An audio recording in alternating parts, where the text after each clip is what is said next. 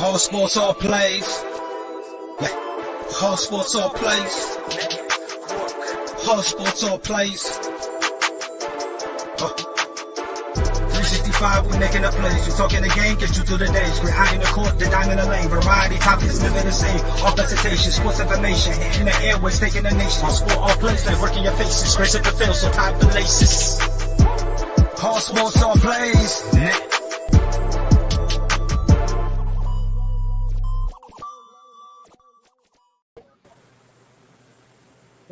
Good morning, everybody. Good morning, fellas.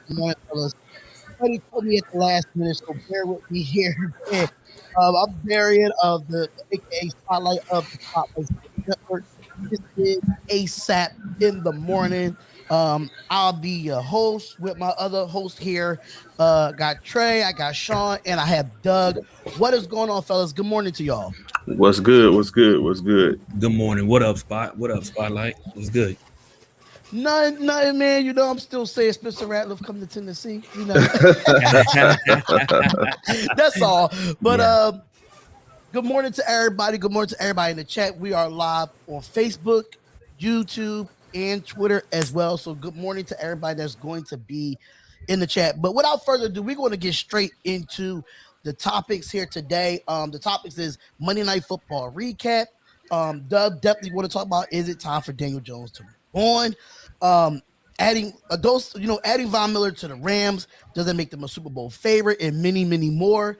We have so much topics that we are going to talk about here. We're going to get started with Monday Night Football, which I wanted the Giants to win last night, but they always doing something stupidity, but they end up losing to the Kansas City Chiefs. And Doug, I'm gonna let you take the floor with this one because I know that you are a Giants fan, and I would like to hear your recap. So, sure. What happened? Because I know y'all play my Raiders this weekend, but what is going on right now in New York? All right. Well, first, it's amazing to be with you guys in the morning. Usually, when I'm on the show, it's after Monday night. You all are sleeping. Now there's sunlight. So,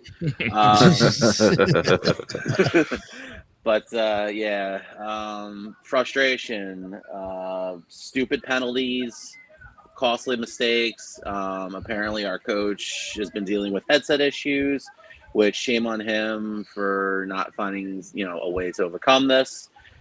I predicted that the Giants were going to get blown out. I mean, they're in Kansas City against probably arguably the best quarterback in the game in Patrick Mahomes. And I figured, this is going to be where Patrick Mahomes figures it out against the Giants. And probably the Giants gave him a fight, an absolute fight. And at one point I was like, the Giants could actually win this game.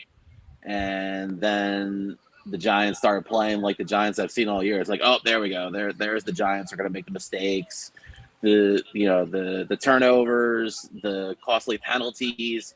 I mean, the Giants had this game where Darnay Holmes picked off Patrick Mahomes, but O'Shane Ximines gets called for an idiotic offsides call, and that was the game because then the Chiefs kept the ball, drove it downfield, kicked the what would be the game-winning field goal. And I mean, the Giants still had a chance to win it, but when you have no timeouts and your offensive line can't stop a Pop Warner team, it was brutal. And, I credit the Giants for trying. I mean, they kept it as close and closer than I thought it was going to be. But at the end of the game, bad teams find ways to lose. And this Giants team, they're scrappy, but they're also undermanned, they're undisciplined, and they found another way to lose. And as Bill Parcells once said, you are what your record is, and they are a 2-6 team. So in the end, the better team won, and the Giants found a way to lose another game. I will say this though, Doug, to give your Giants a credit like you were giving them credit. They were in that game, like you said. They were in that game. They shouldn't have been in that game in most scenarios. That says a lot for the Giants, and that says a lot about the Kansas City Chiefs. In regards to the fact that that's not the Kansas City Chiefs of old, of the past 2 to 3 seasons. That's not the Kansas City Chiefs in which we're used to. Yeah, it was a quick turnover in the very beginning of the game. Patrick Mahomes threw an interception, then Daniel Jones threw one right back. You know what I'm saying? The very beginning of the game. And as I was watching the game, I was looking at it and I was like, just like you, and the Giants can win this game if they can just, cut down any more mistakes, play smart ball, keep the ball out of the hands of Patrick. Maybe they could win this game. Unfortunately, that didn't happen. Like you said, costly mistakes. But again, I will say the Giants have, like a lot of other teams, have exposed Kansas City for who they are. They're not the dominant team in which everybody's used to seeing with Patrick Mahomes and all that firepower in which they have on offense. Their defense is very suspect, very, very suspect. Um, they just didn't, they just didn't do a whole lot, and they got off by the skin of their teeth against the Giants at home. At home, they won by 3 at home against the Giants, who are 2-6. That's Right. That's saying a lot. Still, that's saying a whole lot. Just before Trey go, we just got some breaking news. Speaking of this Kansas City Chiefs, the Steelers are trading Melvin Ingram to KC. Ooh. He wanted out of there anyway. According to Ian Rappaport, the Steelers are trading Melvin Ingram to the Chiefs in exchange for a 6th-round pick. That's a dump me trade. That's basically that's exactly what that is. It's a dump me trade. Also, I just saw as well that it may look as though because Ingram wanted out of Pittsburgh. OBJ may be heading to Kansas City as well. Either Kansas City or what we talked about yesterday, Green Bay. Well, I will be live at 4:00 Eastern Standard Time for the trade deadline, so I will definitely give y'all all the news on the Spotlight Sports Network. If Freddie wants me to cover that on ASAP, I will definitely inbox him and let him know if it's okay. But Trey, go ahead. How you feel about this Monday Night Football game, man? Talk about it, brother. So I got a chance to catch some of the game, late part of the game after I was coming in from work. So this particular year, I have been checking out Daniel Jones. So I'm kind of high on Daniel Jones, even though he doesn't have anything he's working with right now. I'm very sure Doug couldn't agree. When you take a look at all the injuries and the setbacks in which they have, it's hard for any team. That's anybody, even that bad man, as Freddie would say, in Green Bay, Patrick Mahomes, anybody. So I think that's a huge issue now. As y'all all stated, everyone stated that the Giants was in the game. It was more of a game than anyone expected, including myself. I just thought it was going to be a blowout. I thought Kansas City was going to definitely get on track with New York, and it was just going to be an easy win.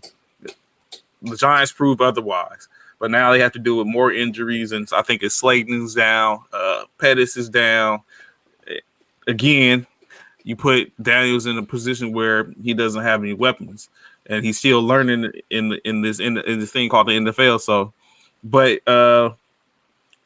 as Bishop was just saying, I think it's going to be more of a situation where Kansas City isn't who everyone thought they was, and now it's exposed to the world through these teams that have set them back, and so now they have some something to figure out.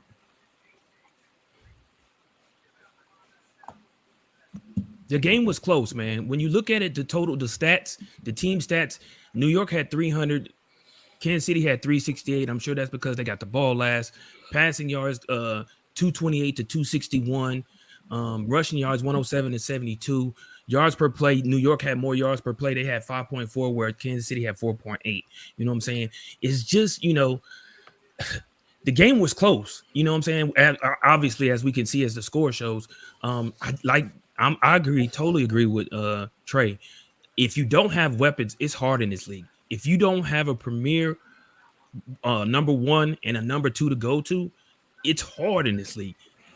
As you can see with Detroit, that's why they ain't won not one game. They don't have anything. They have nothing. They don't have nothing. And if you don't have anything, you're pretty much you're going in the game with the L almost. If you come out with a W, man, so be it. Pat on the back. It is what it is. But if you don't have no weapons, at least at the running, like if they had Saquon, I think this would have been a total different game. If Saquon was there, this game would have been totally different. Possibly even a win with Saquon. But the thing about it is, though, even Devontae Booker played really well last night. I just think he didn't get enough carries, in my opinion. Right. He had 15 carries for 60 yards. It was averaging 4 yards a carry. Give that man the ball a little bit more. Right. I am the New York Giants. Well, they abandoned the run after 1 point. I mean, Saquon Barkley, the offense was tailored around Saquon Barkley, and then he got the ankle injury against the Cowboys, and he's been out the last 3 games. And I mean, you're right. I mean, Saquon Barkley's been out. Kenny Golladay has been out since that same Cowboy game. Sterling Shepard got hurt again. At one point, Kadarius Toney was dealing with a thumb issue.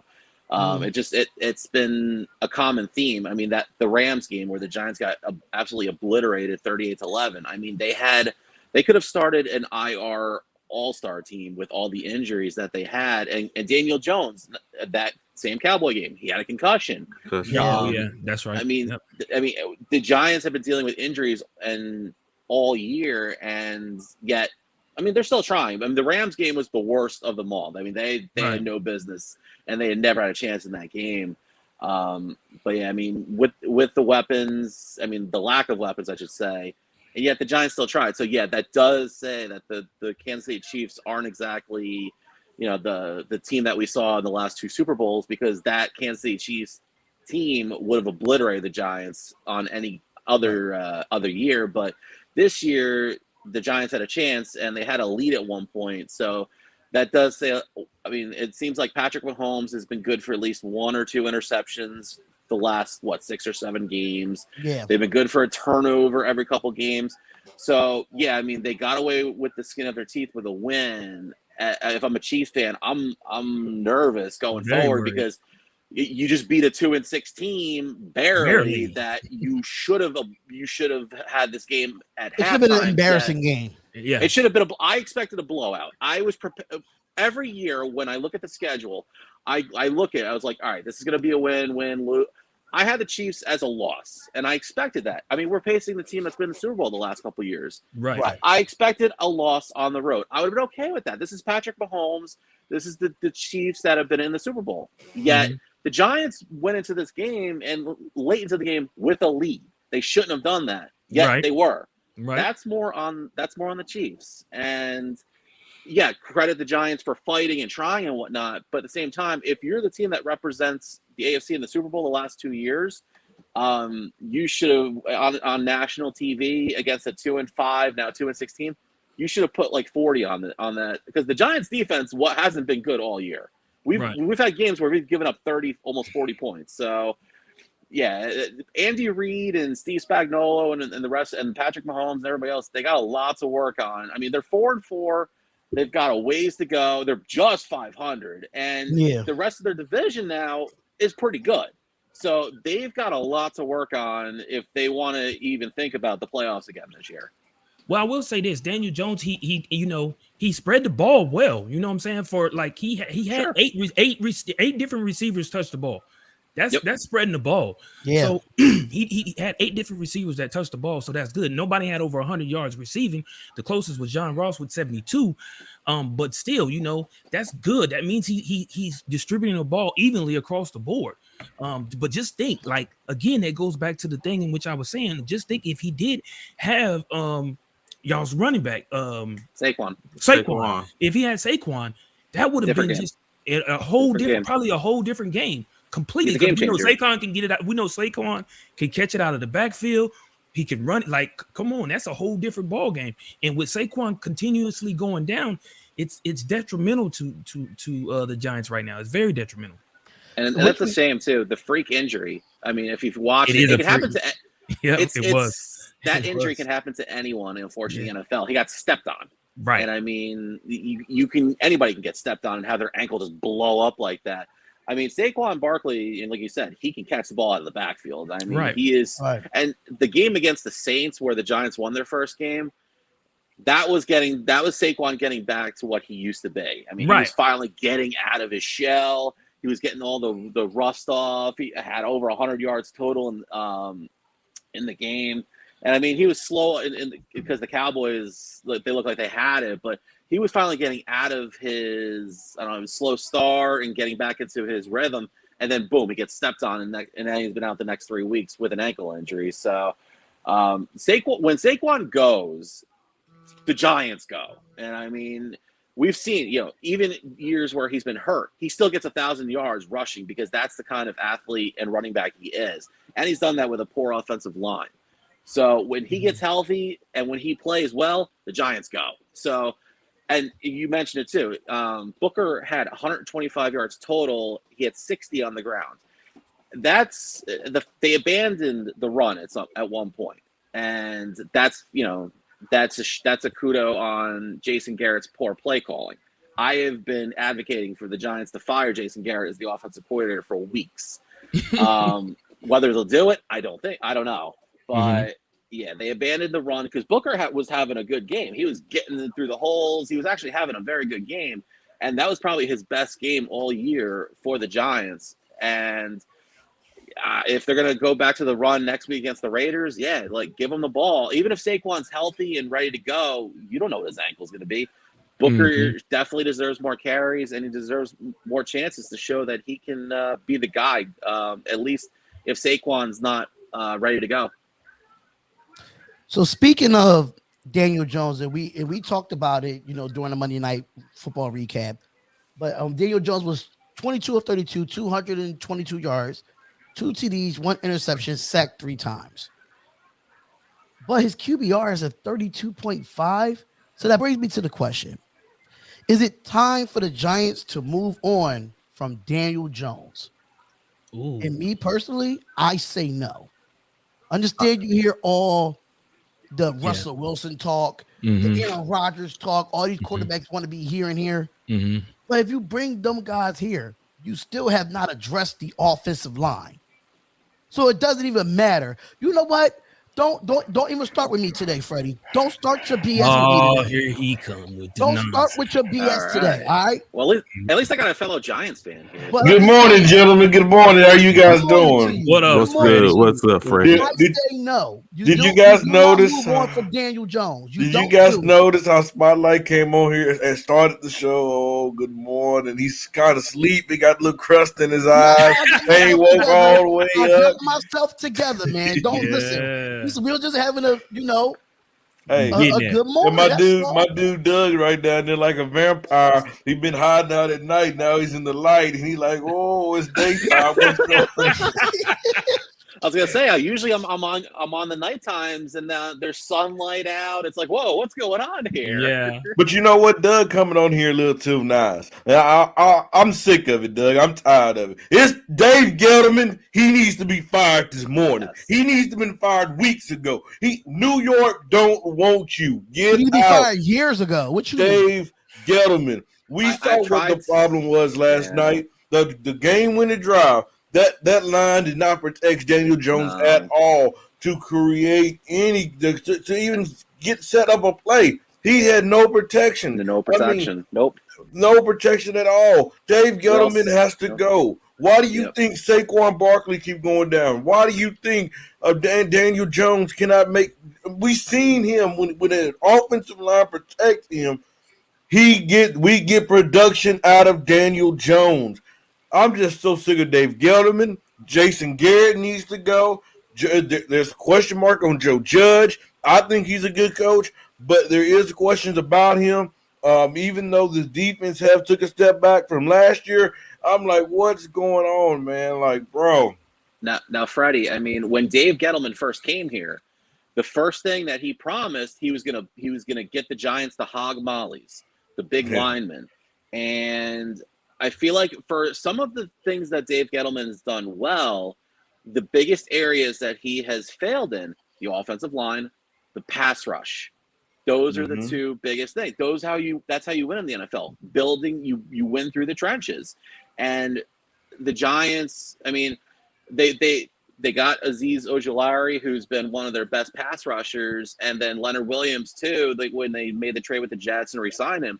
But other than that, I mean, those two guys have 5.5 sacks, and they're doing well. But O'Shane Zimenez, the thing that we're all going to remember is the boneheaded play. He has no sacks. Lorenzo Carter, brought here to be a pass rusher, no sacks. I mean, where are the edge rushers that you promised? You could have. There have been so many sacks guys that last there's night. so many guys out there they could have gotten in free agency or drafted that, and instead we're sticking with these guys who got 0 sacks. This is not getting it done. You have to get after the quarterback. I mean, it's not like the Giants are putting out this atrocious defense. They have a great secondary, but when you don't have a pass rush, eventually your secondary is going to get tired, and they're not going to be able to catch up with these big, strong, athletic wide receivers. And that's why you're seeing the games where they give up 30 points to Dallas and 30 points to the Rams, because they can't cover anybody because they can't get to the quarterback. And on the reverse, oh my God, Daniel Jones literally has to throw dink and dunk passes because he's getting pressured so many times, like he barely can drop back. Mm-hmm. Matt Pert is terrible. Matt Skura is a backup offensive lineman. Mm-hmm. Billy Price, for being a first-round pick, is terrible. And that's because the Giants also are missing 3 key offensive linemen. Andrew Thomas is on the IR. Shane Lemieux is out for the season with a knee injury. Nick Gates went down in week 2 with a knee injury. Mm-hmm. I love Nate Solder. I think he's a wonderful human being. Kudos to him for all that he's been through with cancer, his son's battle. Nate Solder's old. He needs to retire. And Will Hernandez, unfortunately, has regressed. They have 2 right now. If the draft were to happen tomorrow, the Giants have the 5th pick and the 11th pick. Mm-hmm. I'm spending those 2 picks either on offensive linemen or a pass rusher. And quite frankly, but Doug, I've been saying that for last year's draft. But we know if Dave Gettleman is in office, that there's a chance that they might take another wide receiver. I mean, it is what it is, and I mean, but y'all do need one. Y'all need what? A wide receiver? No, we got wide receivers. No, we got Galladay, we got Shepard, we got number one. Who's y'all number one? Who's y'all number one, Freddie? All that money to be. Who's y'all number one, Freddie? We can go with Galladay and Shepard. Yeah, you got Tony. Right there, is never healthy. Y'all overpaid for Galladay when he's healthy. But why would Kadarius Toney? But who's y'all number one? That's my thing. Y'all don't have a number one right now, bro. But when it's all said and done, real talk, y'all don't really have a true number one. Y'all thought Sterling Shepard was a number one. He can't stay healthy. Nah, he's a number y'all 2. Y'all thought Tony was a number one. He can't stay healthy. Y'all thought John Ross is a number one. He can't stay healthy. Y'all don't. Darius Slayton. He can't. He drops so many passes. But Bishop, it's not really about who's number one right now. Right now, we have to do it as committee. Right now, the Dave Gettleman, whoever the Giants' next GM coming into next year, need to go and say, okay, let's build this offensive line. Let's protect our quarterback. Let's protect our running back. And there's no way in hell Saquon Barkley should be getting nicked up like he is. Just because Saquon Barkley, his potential and his talent, he's one of the best running backs in this game. You mean to tell me? I mean, just imagine. We see what happened with Dallas. Don't have that great offensive line. Ezekiel Elliott do not look the same. But Saquon Barkley behind this pathetic Giants offensive line still put up big numbers. Imagine if he had an elite offensive line. Not even elite. Just imagine if he had a good offensive line, what he would do. And just imagine what Daniel Jones would look like. We seen Daniel Jones when he get protection that he can make plays. To me, right now, you can't really judge Daniel Jones if he's your franchise quarterback because we have not put him in a great situation. Absolutely. Facts. That's facts. I definitely agree with that. But going out and going to get another number one receiver instead of addressing your offensive line is blasphemous for me. It's BS. You can't draft. You can't get the ball. Agreed. You can't get the ball to the receivers if the quarterback can't even do a 3-step drop back. I totally agree. This offensive line is just it's like they're just letting them through. Yeah, they have to. If you don't have that defense and offensive lines, nothing else works. It's the most important position of football. So, like we said, like you're saying, they have weapons. It's just like Freddie was saying, just what y'all pointed out. Basically, these people can't stay healthy, and then you add the course of the bad, even like Doug was saying, you got 3 offensive linemen that should be starting. That's not there. So they have some things in which, not defending Gettleman because I've heard, they're not my team, but of course you hear all the whispers that Gettleman is trash. He shouldn't be there, but he has brought in those people as well. So we have to keep in mind and remember that everything he can't can't account for everything in which he's most of the problem. Well, yeah, I'll give you that, but we just have to keep that in mind. Like he's like 75% of the problem in New York. I think he's the problem when it comes to what type of staff he want to bring in for the Giants. Okay. Jason Garrett. When it comes to hiring, when it comes to coaching, Gettleman is a problem. When it comes to okay, so look at it like this. So you saying Garrett, Freddie? I hear you saying Garrett. I hear Doug saying Garrett. Who would y'all get? But the thing is, do Garrett have the proper tools in the defense to do what he wants to do? Well, it's not about the defense; it's about the offense.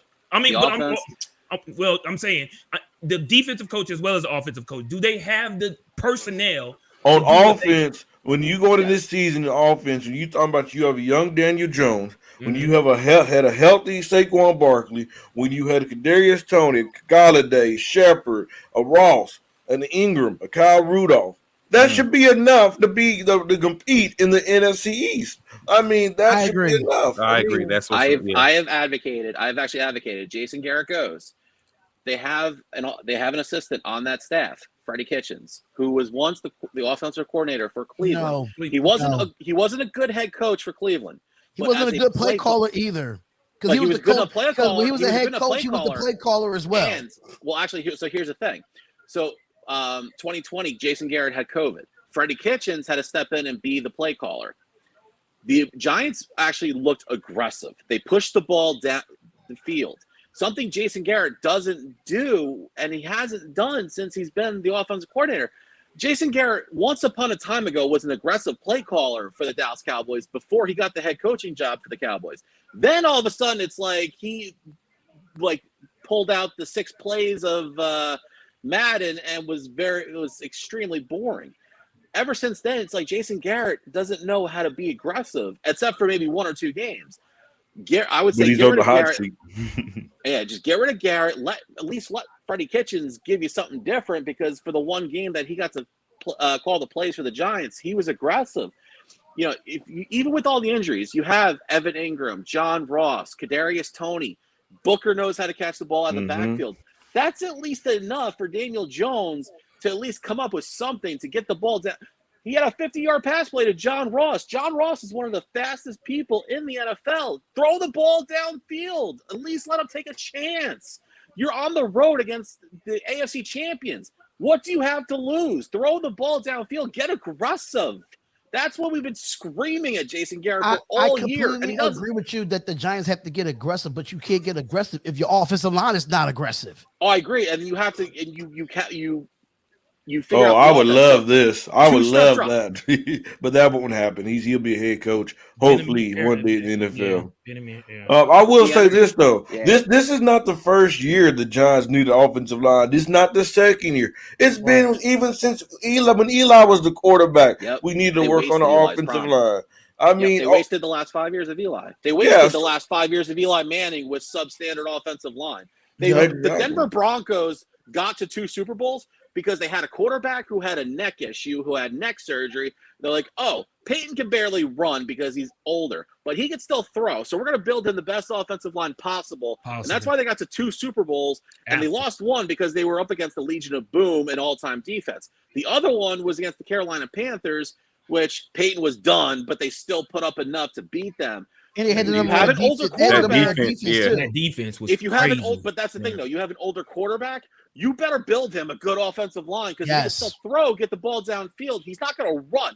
That's why Tampa Bay is doing well. Tom Brady's 40-something years old. He's not going to run, but he can throw. And so you know what? You built him a good offensive line, which they did. And guess what? Last year they got invested in Tristan Wirfs, a massive human being. Guess what? They won. You build your offensive line. You invest in it. Guess what? Your quarterback is going to be upright and throw down the field. That's how you win in this league. Yep. Facts. That's a fact. But it goes back to the question, though. It goes back to the question. Do the Giants move on from Daniel Jones? No, Freddie, you said you're a Giants fan? You can't really make that decision right now because the Giants have not put him in a great situation. Right. If this year, if they would have came here this year, the O-line being fixed with the weapons that they have now, then you would have had a bigger sample size. Okay, with protection, you're not that guy. But right now, Daniel Jones, I mean, he's had moments this year where he played bad, but he haven't he's not the He's about 25% the reason why we lost games this year. He's not like last year. He's not turning the ball over like he was crazy last year. I mean, he's having a decent year this year. So we can't just go out and say it's Daniel Jones' fault. And I will say this: could you guys imagine this? Daniel Jones at the QB position, Saquon Barkley, and Odell Beckham Jr. in the wideout position. Could you imagine that? That's to show you how bad of a Giants organization is as well. Could you imagine those three together? I've always said this. The Giants made a mistake when they took an aging quarterback over a young star wide receiver in Odell. And I understand the Mara family. The Mara family is 100% on, character. They don't want nobody acting out. They strict. That's that strict organization down there. But I believe they made that mistake as well.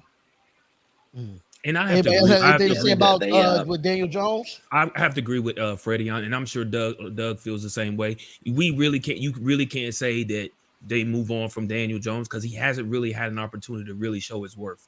Right. He hasn't. With a horrible line, with a whole lot of injuries, he's really has nothing to really work with. And I'm sure he's probably frustrated as hell. I know I would be frustrated as hell when I'm always on my back. I'm always running for my life. I can't find, I don't have a key person to throw the ball to. I don't have a key person to hand the ball off to. It's just hard, man. That's got to be frustrating. Especially when what Daniel, this is his second season? Second, right? Second, third? Third season. You gotta be like, come on, man. Like, give me something. Like, good Lord, let me work with something. I'm out here by myself. I know he feels like he on an island by himself because he has nothing. And that's the thing. And that's the kudos to Daniel Jones that he's been like Eli Manning because he's probably frustrated. Yet you have never heard Daniel Jones openly complain about anything. Daniel Jones has been, I just have to get better. We have to get better. We're just going to keep going. Whereas Aaron Rodgers would have thrown the entire city under the bus. And Daniel Jones don't have. Well, Daniel Jones haven't done anything in the league where he can come out and say something like that. Neither he haven't accomplished what Aaron Rodgers has. So I mean, Now, let's say if Daniel Jones would have won a Super Bowl, and let's say if he'd been an MVP, and then 3 years like this, then he can start, But think about Eli Manning when he got benched by Ben McAdoo and that whole mess. Eli Manning had every right to complain about Ben McAdoo and Jerry Reese and the whole entire organization not giving him the proper tools to win. Yet Eli Manning had a smile on his face and said, no, we just got to keep getting better. Daniel Jones has been the same way. And yes, he hasn't won anything yet. At the same time, he is the star quarterback, the franchise quarterback. He is allowed to have a say as far as, what's around him. And yet Daniel Jones has not said one word that's been make him think, oh, well, he can't handle it. He's got the right mentality. It's just he hasn't had the right tools around him.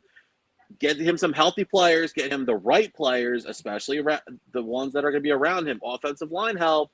And you would see it's been so bad. Daniel Jones has to catch his own passes. And we've seen what he looks like when he can do that. He can actually catch the football. That just not only says to me that he's a good quarterback, he's an athlete. And that to me says that he can handle New York, New Jersey, and everything else that's been thrown at him going forward. Yes. Daniel Jones, it's not time to move on from him. It's time to build around him because I think he has the right mindset. Now, let's get him the weapons that he needs to move forward. Okay. So, speaking of that, hopefully I don't know how ready you are for this game against my Raiders, but it's going to be an interesting one. It's going to be an interesting one. It's going to be 50-50 because it depends on who shows up. Yeah, same thing for the Raiders as well. After coming off a bye, you just never know with us. We're very unpredictable. Yesterday, the news came out right after we did this show that Von Miller was traded to the Los Angeles Rams for 2 2022 second-day round picks. Don't know what the actual rounds are yet. Second and third. Second round and a third round. Yeah. I still think that was a bunch of nuts and apples that you got them for, but adding Von Miller to the Rams right now, are they the Super Bowl favorite? No, not favorite. Still, No, No, I'm gonna tell you who it helps. is. It's in the NFC too. And It's I got a feeling he's going to talk Green about Bay. Green Bay. He's a bad man. Here he And goes. Aaron That Rodgers. I'd say- I'm not going off no trade. I'm going by what I've seen. You know, the Rams, hey, there's a good chance the Rams will be there because, hey, I believe in that defense. You know, you have Aaron Donald. You have that line, the defensive line down there. You got Ramsey. They ain't going to be no joke. You have Ramsey down there. You add a Von Miller. You talking about a defense that can chase after you, a defense that can bring pressure, a defense that can get turnovers. You know, Don't get it wrong. Don't get it wrong. Now, with them adding Von Miller, that is a crucial. You put him opposite of Donald on the opposite side, and bruh. And I'm gonna tell you, brother, and I'm gonna tell you a brother that don't get enough credit. I believe, and I'm sorry, I'm not racist. If he was black, he would get a lot of credit. Cooper Kupp, that is a beast. Yeah. Oh that yeah, dude is a monster. He's a beast. I was about to say, I was gonna say something. I know we got a segment. He's one of the people in one of our other segments we're supposed to talk about. But definitely, yeah. Cooper Kupp. I definitely agree, but I think he is slept on. I think they are a Super Bowl fair. I think they could come out the NFC. Do I think they'll win the Super Bowl? Probably not. But I think they could come out and come out the NFC just because. Spotlight. My thing is, just hear me out. Aaron Rodgers been to the NFC Championship. What, the last 3 years they have not won it. So I'm really nervous about looking at Green Bay. Like, am I still? I rooted for y'all the last 3 years to go to the Super Bowl. I don't have no faith in Green Bay going back to the Super Bowl this year. See, you're going off last year. We're not going about this year. And I'm going to tell you why. Because Green Bay is not a complete football team. They're good offensively. They're not that as great as the Rams defensively. That's what makes the Rams one of the most balanced football teams in this league. Even with Tampa Bay being there, we know Tom Brady is Tom Brady. But that defense is not what it was last year. So they took a step back. The one thing about the Rams, they always find ways to get good players in trades. And they're doing that now. And they found their quarterback. Goff was not the answer. Yeah, they went to Super Bowl with him. But y'all know that defense was good, was the reason why they went to Super Bowl, not with just Goff. Hey, Spotlight. Matthew Stafford is finally on a team that has an offensive line, that has weapons, and want to invest in him. The Lions never invested in Matthew Stafford. That's why he wanted out. Matthew's a beast. Hey, Spotlight, the reason why I want to challenge you, okay, let's say the Rams go to the Super Bowl. Okay, at this point, you need to ask yourself, who in the AFC can beat the Rams? We don't believe in the Chiefs. The Bills are a good young team, but do they have enough to beat the Rams? We definitely ain't choosing the Browns. We definitely not choosing the Ravens. So if they go into the Super Bowl, who do you have beating them? That's my question. I'm just going off of Kim McVay. Don't get starstruck again going into the Super Bowl with all the lights. But he never did get starstruck. When have he got starstruck? What happened when he went to Super Bowl and he got demolished in the Super Bowl. He's 0-1. Who was he going? Who did he go against though? Belichick and the Patriots. Mm-hmm. No, I thought it was the Chiefs. No, it's the Chiefs. No, it was the Patriots. It was Patriots. Patriots okay, 13-3. Okay, you had Tom Brady. So if you have them going to the Super Bowl, is a bit weak this year. It's a bit weak this year. I'm not gonna sit there and lie. It's wide open in the AFC. It is. But it's very wide open. But I'm just saying. I'm looking at the AFC. I mean, Buffalo's 5-2. They maybe. Baltimore's 5-2, but Lamar Jackson in the playoffs is always suspect. Yeah. Tennessee without Derrick Henry. I mean, can they survive? I don't know. Derrick Henry is supposed to be back around that time frame though. And I mean, they better hope he's back. But they gotta hope. They gotta win. Yeah, but they gotta continue winning with Adrian. They gotta continue winning without him. But Adrian Peterson. I mean, they'll win the division. I mean, they're the best team in that division by a mile. Yeah, three games ahead. Yeah, I mean, the Raiders are 5-2. Can they sustain? Going forward. It's the Raiders. It doesn't matter. New coaching staff. I mean, it's still doesn't matter. It's wide open. Don't try to troll me right now. Wide open in the AFC. It's wide open in the AFC. Yeah, it's definitely wide open. Yeah, it is. But I mean, you can say that a little bit about the NFC too.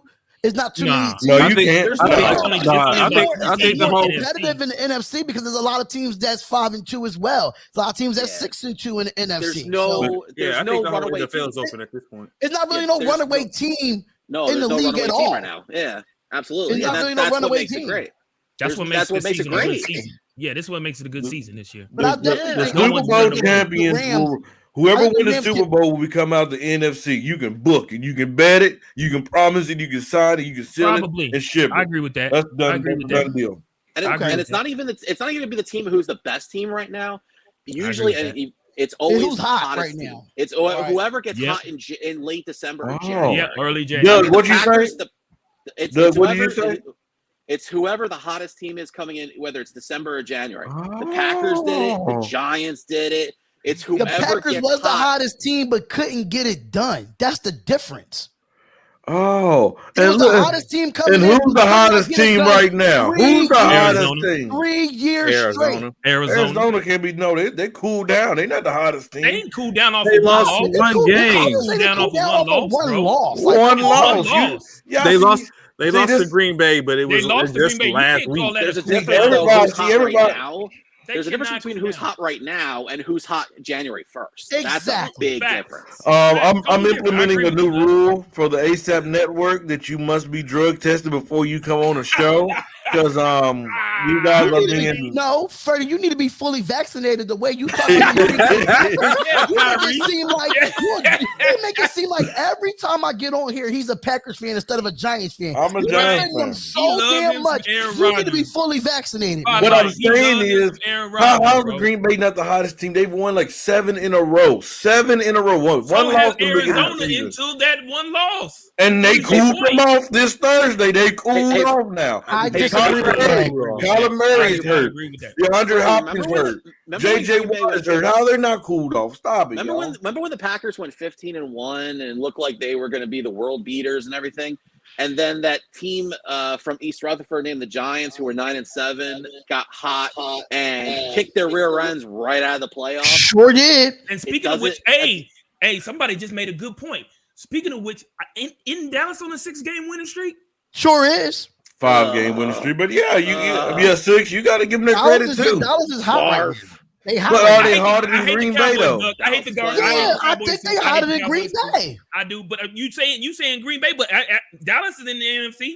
That's But another- Dallas is 6-1. 7-1. Green Bay is 7-1. Dallas is 6-1. Like the hate. You know what? This What y'all the are That's so because that's prideful. because of a bye. Dallas already had they bye. That's the Y'all only are so reason why. prideful. They Y'all had are they so bye. prideful. Y'all will never get this man credit. That's what it is. Give Oh who my credit? God! Stop What it, is it Freddie. again? Aaron What Rodgers. is it Go there, again? Freddie. Credit Aaron to Rodgers. this Come in with that man, nonsense. this bad Are you man that you call freaking Aaron serious? Rodgers, been Stop to the NFC Championship 3 years straight and has not been to the Super Bowl. See, since that's your 2005. problem. You go What off are the we last talking 3 about? years. What are we talking about? This is your man has not problem. been- Championship This man has not been to the Super Bowl since I was a senior in high school. What are we talking about? This is your problem. You go off the last couple of years. We're talking about right now, this year. It What's doesn't matter if it our was right now seat? or last year. He's been here But 3 they years lost last straight. year.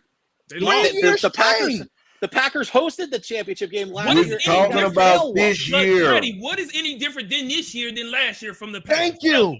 Thank Tell me. you. You know what it is? Yeah, I'm Aaron listening. Rodgers is not going out there week to week to try to become an MVP like he did last year. He's spreading the ball around the others. And an He said, MVP did not host the Super Bowl He's last year. spreading the he's- ball around the others. he- He's still passing the ball to Devontae Adams. What are you talking about? but he's spreading it around to everybody else as When well. Devontae ain't in the game, He's not putting up 300-400 yards a game like he was last year. He's still Listen, you don't need to balling. put up 300, 400 yards a game to go to he the said Super he's Bowl. waiting till the playoffs come. When the playoffs come, then he's going to unload. Then that team Oh just going to my take God. off. Then that team going to go to a How Super he's Bowl. going to unload when Stop he's 0-3 in the Stop last it. 3 years in the NFC Championship game. Spotlight, I get it. There's nothing I else get that you it. can say. He's actually Spotlight, I There's get nothing it. that hump. Spotlight, There's I nothing get it. that He's you 0-4 can in say. his last Spotlight, NFC I championship get it. games. You want my say glasses? that, Doug. He didn't Spotlight, get it, Doug. Say you it want again, my my glasses? I don't want those glasses because you can't see through them glasses. Spotlight, you want my glasses? See through those glasses. You must right now. You can't see through those You must glasses. not understand what I'm saying. You need some hearing aids. You must not. I'm talking about right now. This year, you keep on bringing up 3 years ago. Right now doesn't mean they're going to be the hottest team going into the playoffs right now. As of right now, what we see, they are the hottest team right now. We still got 10 games left. 9 games left. You want to look at the schedule? Let's look at the schedule. They're going to lose more. They're going to lose 2 more games this year. 2 or 3 more games this year. Oh, really? Let's pull up the schedule, okay? We're going to see if they go right now, bro. I'm going to tell you what games they're going to lose. So this Sunday, they got the Chiefs. Who do you got, the Chiefs or Green Bay? I don't really care for either team, honestly. Oh, I see. They see you BSing. I'm a BS. I'm a Raiders fan. Why would I pick the Chiefs to beat Green Bay? Come on now. Do you have the Chiefs or do you have Green Bay? So you got Green Bay. That's a win. They got the Seahawks. That's a win. They got the Vikings. That's a win. Weak schedule. They got the Rams. That's that can go. Hey, that's going to be a test. I think the Rams are going to get mollywopped against the Rams. I put that on there. The Minnesota game. They got the Bears. That's we can't sleep on Minnesota either because Minnesota. Yeah, Minnesota. I think the Minnesota game is a win. Yeah, Minnesota is a win. Easy win. Right now, I think right now you're talking about 3-2. Right now, and the 5 people you just named. 3-2. They not losing 2 games. What 2 games y'all have them losing? The Rams and Minnesota. Rams and Minnesota. Y'all have a good rest of y'all day. Y'all come over here. They ain't losing to no quarterback by the name Kirk. No, they're gonna lose to the running back named Dalvin Cook. Thank you. Yeah, they didn't give Dallas no problem. Adam Thielen. They didn't give Dallas no problem. Running backs in the league. They didn't give Dallas no problem. Dallas ain't no slouch. But think about this though. But Green Bay is. Minnesota still has a Justin Jefferson and a Adam Thielen, which those Green Bay corners is not even top 5 in this league. The hate that y'all have for him to think of Cooper Rush is better than Aaron Rodgers, it's just crazy. It's blasphemy to me. It's blasphemy to me. Dumpster juice. You talk about Aaron Rodgers, but we talking about a defense. The blasphemy that you show on this show, the blasphemy. Go get drug tested. But you think Cooper Rush can beat the Minnesota Vikings, but Aaron Rodgers can't. Stop it. We talking about 4 so weeks. So then you got the Rams. So they playing the Bears. That's a dub. They got the Ravens. I believe that'd be a dub. Then they got the Browns. So possibly they can lose 1 more game the rest of the season. 1 more game? 3 more games. That's impossible. 3 more games. So they're not going to be no good team. So they're not going to be no good team. 4-3. You tripping. 4-3. I don't know. Listen, I don't know if what you put in your juice this morning, but something ain't right, man. Did you catch COVID today? And then y'all play the Vikings twice. So y'all don't have Green Bay beating no good team this year. That's what you're saying. Y'all play the Vikings twice. Y'all gotta play the Vikings twice. That's what y'all say. They ain't gonna be no good team. They're gonna split with Minnesota. They're gonna get mollywopped by the Rams. See, y'all are so delusional to think Aaron Rodgers and the Green Bay Packers not going to beat no good team. That's just where I'm. That's not what we saying. That's what y'all saying. That's not what we're saying. What we're saying is, you really think the Rams are not going to beat the Packers? I said that game is a question. That game is a test. That game can go either way. That's what I said. But I think it's disrespectful for y'all to say that the Ravens can't beat the Ravens because they can't beat Minnesota. NFC Championship game, Freddie. Did you know? You keep bringing up last year. We talking about last this year. Hear me out. Did you notice in last year's NFC Championship game, Aaron Rodgers don't play both sides of the ball? Aaron Rodgers can put up as many points as he wants, but if that defense can't stop nobody on the opposite side, you ain't going to win football games. Honestly, that defense is getting better. We seen them Thursday night stop a hot Chiefs, a hot Arizona Cardinals team. So it looks like that defense is getting a little bit better. Bro, are you really going to take that credit when are you going to say that when B-Hop didn't even really play? Come on, he was in the game for most of the game. Bishop, I don't want to hear that. We was all on the same show when that game was on, and we see what happened, Freddie. Come on now. All AJ Green has to do is look at the right way and exactly lose that game. I'm going to ask one last question. With Green Bay's top 3 receivers is out, Devontae Adams, Scantling, and everybody was out. I thought we wasn't talking about last year. I'm talking about this year. The Thursday night. Okay. Did the Green Bay Packers had any right being in that game? Yes. Bishop, you're delusional. You guys have a good rest of your show. On any given Sunday. Yes. You know what? How do you figure they didn't have a right to be in that game?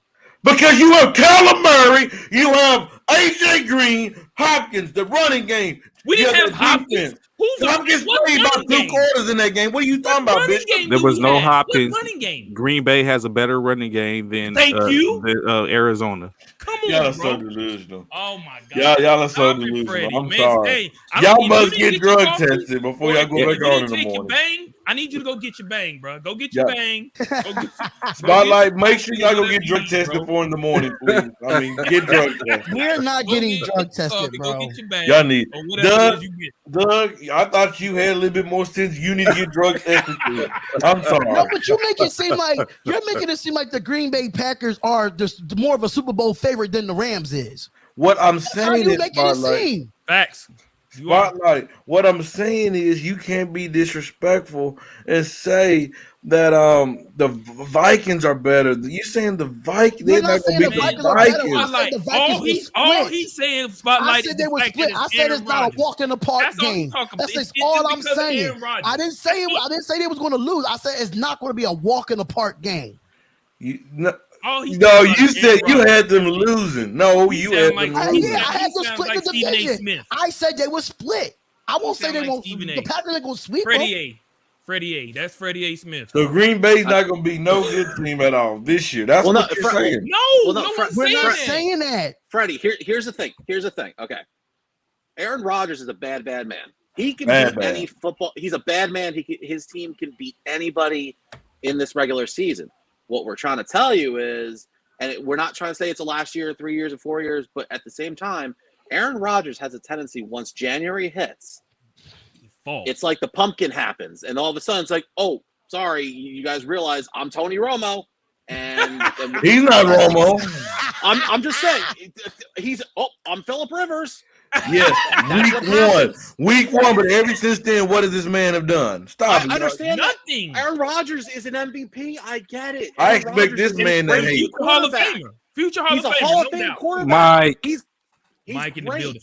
Future But Hall at of the Famer. same time, Aaron Rodgers is 0-4 in his last NFC Championship games. Hey, hold on, For Doug. some reason, he's lost more big games Hey, than hold he on, Doug. should.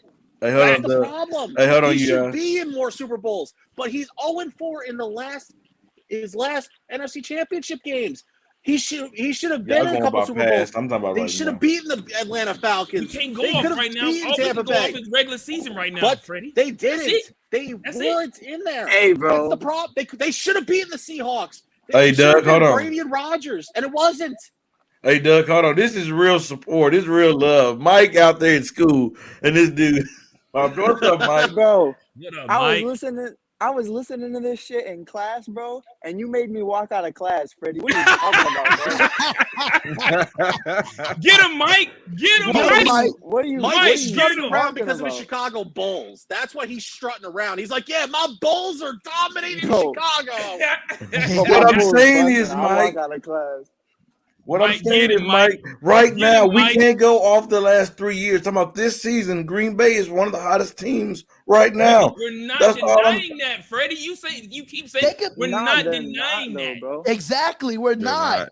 We're just saying once they get I mean, into I am. postseason, that is where they fall. That's when they fall flat on their face when they get into the postseason. Be nice in the regular season because We don't know that. We can't say that. 0-0. We haven't When seen the that this regular- year. Get yourself Exactly. into the So how playoffs. can You you got say one they're go gonna we do can't it? say Aaron, that. Say what you're saying, Look, Freddie. Our whole Aaron running Rodgers game. has Our like the whole- same- He just made our point right there. We Aaron have not Rodgers seen has what he gonna do the rest has the same playoff tendencies as Peyton Manning did.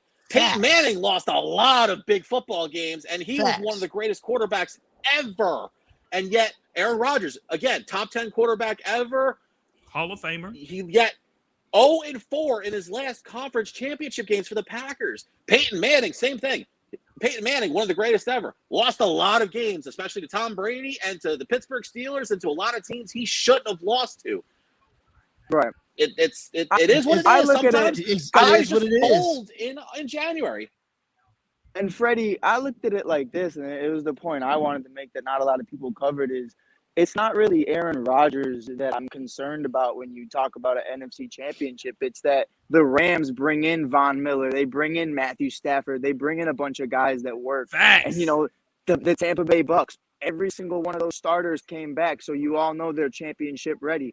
But the Green Bay Packers didn't really add anything. What did you add? That's AJ what Dillon? I said, Mike. I was like, what did they like do? those Odell guys Beckham ain't- Jr. on the way today. Just Oh watch. my And God. guess what? Here If we I Von can see them Miller- getting Evan Ingram. I can see them getting Ingram from the Giants.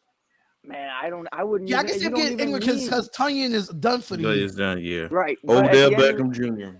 They At the have end of the spoken day, about should. though, Odell going to Green Bay. should Evan get him out of doesn't really Cleveland. do it anyways. Evan's They not really that need to guy. provide something on that defensive side of the ball because Desmond King Right. is trash. Right, and you look at Well, that then from they that got a perspective. couple players from Spotlight. They got Jalen Look what Smith and Melvin somebody Gordon else. just went for. Melvin Gordon went for a 6th-round pick. You telling me Green Bay couldn't get that Melvin Gordon or Oh, you mean Von Melvin Miller? Ingram? Melvin Ingram, I'm sorry. But you look at it like that and you say you couldn't go out there. You have the salary cap to do it, and you didn't. Like, you don't want to win. That front office doesn't want to win. They're not taken seriously. And that's why Aaron wants out, because I would too. Like, Facts. Devontae Adams probably isn't far from it either. He's probably coming right with Aaron after he gets franchise tagged. Because if he doesn't get franchise tagged, I'm praying for everybody in Green Bay. I'm a Bears fan.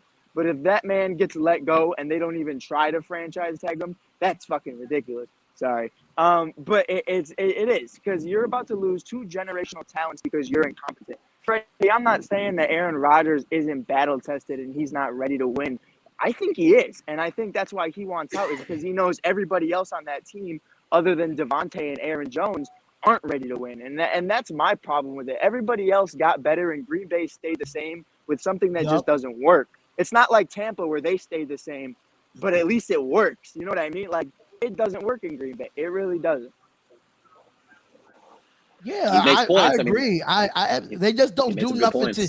They just don't do nothing to make Aaron Rodgers want to stay. They just Right, stay that's true. stagnant. They don't do nothing in free agency. They don't do nothing in the draft. They don't do nothing to make. And Okay, then- the Green Bay Packers is their Super Bowl favorite. They're going to be Super Bowl favorite as long as Aaron Rodgers is the quarterback. We understand that, but. Right.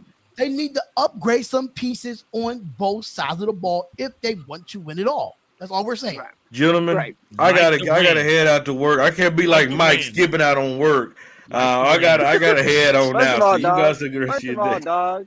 First of all, this is class. This ain't work. That's different. I'm getting paid for this. Tell them, I Mike. pay to go to Education's class. important. I pay to go to class, so I can leave when I please. You That's a guys fact. have a good Stay in rest of school. the show. All right, man. All right, I'm leaving Freddie. too. I gotta go back to class. I'll be back.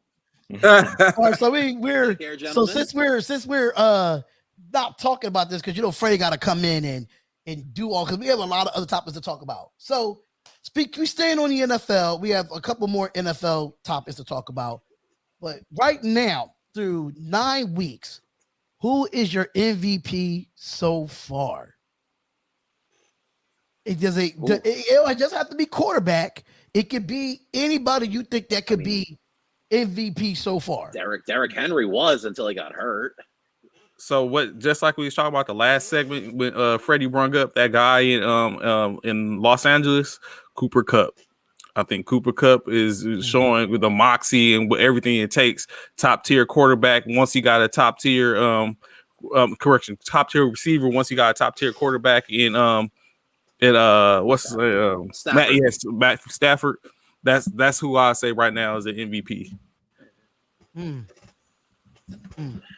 Me personally, I'm gonna be biased here. I'm sorry to say, I'm going to be biased here, but my boy Derek Carr, he does not get enough respect in this league.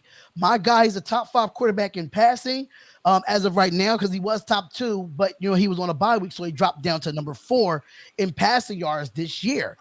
Aaron Rodgers is not even in the top 5 when it comes to passing, so I'm not even going to bring Aaron Rodgers up. I'm going off the stats alone. My boy Derek Carr has, he only has 12 touchdowns and 5 interceptions, but his completion percentage is damn near 70% of his passes. And he's doing it without a real number 1 receiver in the guys of Henry Ruggs and Brian Edwards. And Waller have not had his best year, but Waller still gets his numbers when it comes down to it. Jacobs not had a best year, but Carr gets it done. He gets it done. We average almost 30+ points a game on the offensive side of the ball. Derek Carr, I love Cooper Kupp, but it's a quarterback-driven league. I would love to see a wide receiver win an MVP in this league. But my God, Derek Carr, he just proves year after year the last 2 years 4,000+ passing yards, but the records say something different. That's why he was never considered. But now, since we're 5-2, we're on top of the AFC West. 12 touchdowns, 5 interceptions, almost 70% completion of his passes. You can't really be mad at that for Derek Carr. For him being what, the MVP? Yes. No. Yes. No. Who you got, Bishop? Yes. He has 2,269 yards. Come on, guy, really? Passing. Who you saying? Who you think I'm talking about? Kyler Murray. Yes. Why not? State your case, gangster. Why wouldn't Kyler Murray be? Just let you know, Kyler Murray is behind Derek Carr right now in passing. Thank you. Why wouldn't Kyler Murray be considered for MVP? He deserves to be in the consideration. He deserves to be in consideration. Beat again, the Ravens. We beat Lamar Jackson. We only held him to like 60-something yards rushing in Monday Night Football. Let's talk about it. Up until this loss on last Thursday to the Packers. Come on, man. All right, I'll give you that. Yeah, I'll give you that. I'm actually before he got hurt, I was going to say Derrick Henry, but now I'm going to say that's a good one. I'm going to say Matthew Stafford. So 22 touchdown passes, 4 interceptions, almost 2,500 yards passing. I mean, he is the reason why the Rams went from being an okay playoff team to potentially being. I mean, look at their offense is what it is, and I mean, Sean McVay was probably salivating the day he made the trade for Goff or Stafford. For sure. This offense is just goes. I mean, Cooper Kupp, Cooper Kupp is the best wide receiver nobody knows about. This guy is a beast. He's consistent every year. He just don't get he just like I want want to see. That's the thing. His consistency is he has crazy. Elevated because before it was him and Robert Woods were like were equals. Woods. He has been elevated. Stafford has elevated. Yeah, Stafford has elevated him above. I definitely want to see. I want to see what Matthew Stafford can do in the playoffs because he didn't get too many with Detroit. But with that said, I mean Matthew Stafford's a pro. He's played every team. He's been in the league for 10, 11 years. Mm-hmm. I think he can, and especially if games are going to be played in Los Angeles with that nice weather and all. I mean, look, the guy's a vet. The guy knows how to play in all sorts of weather. He survived Detroit, getting his rear end whooped by inadequate offensive lines. He's been battle tested. He's battle tested. I just want to see what he can do in January because I hate hearing this. Playoff football is a different animal, but Matthew Stafford has a case for the MVP. Because both of them in the NFC West, and they're both in the NFC West. Yeah, facts. I mean, speaking of like. We all say offensive players. If they really consider, like, I understand defensive player of the year, but a defensive player winning MVP, who would y'all put in that argument if they did, if they took into consideration of a defensive player winning MVP? Diggs. This year, Diggs. TJ Watt. I have to agree with TJ Watt. TJ Watt is the reason. He is a one-man wrecking crew. He makes a whole defense looks great. Without TJ Watt, the Steelers don't win a football game right now. That's the only problem. Diggs, he does give up a lot of yards. He do get blown by, but he does have a lot of interceptions. I can understand why I used to say Diggs. TJ Watt changes the game. But Diggs takes the ball out of it. I gotta be biased again, though. My boy Max Crosby. That's Crosby is having a solid good year. Yeah, I'll give you that. I mean, Mad Max, the boy is balling. So I mean, if you look, and that goes into the next question: who would be your defensive player of the year? Because Darnold's up there, Diggs up there, Crosby up there. Watt. I'm sticking with TJ Watt. TJ Watt to me, without the Steelers don't have TJ Watt, they don't win a football game. So to me, TJ Watt is a game changer, game wrecker. He is what his brother was when he came into the league. Yeah. The Steelers, they'd be fools to ever let him leave. They got him locked up. TJ Watt changes football games. He is a winner. He's the reason why the Seahawks lost that game. The fumbles he causes, the havoc. He is the ultimate pass rusher. TJ Watt, to me, right now is right up there with Aaron Donald as who's the best defensive football player in the league. So yeah, TJ Watt would probably be my case. I'm not saying that they should win every award, but it got them to have to be in consideration. Carr, They should be in Max consideration. Crosby, Absolutely, they have to be in consideration. I'm not saying you're they a will win first every place award. team with good players. You deserve to be in consideration. Exactly. I mean, Carr's doing it without a popular number one receiver. He's doing it with a bunch of draft picks that we had in the last couple of years.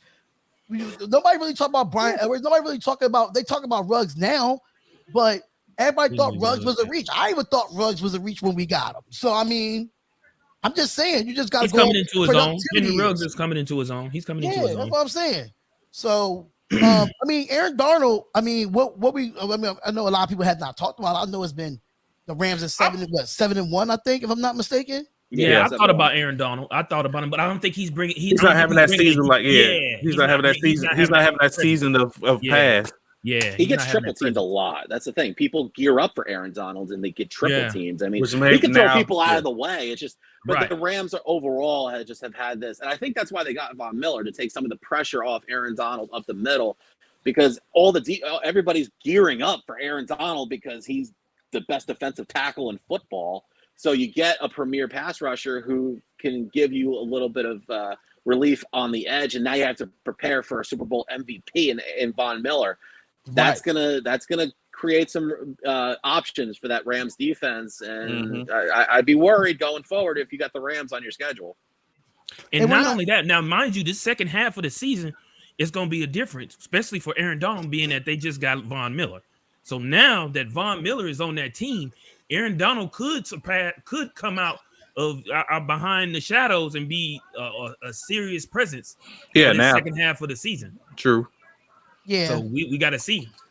Yeah, because because mind you, him going to the Rams might rejuvenate his career. Right. He sees a good organization from top to bottom. He sees a good team from top to bottom.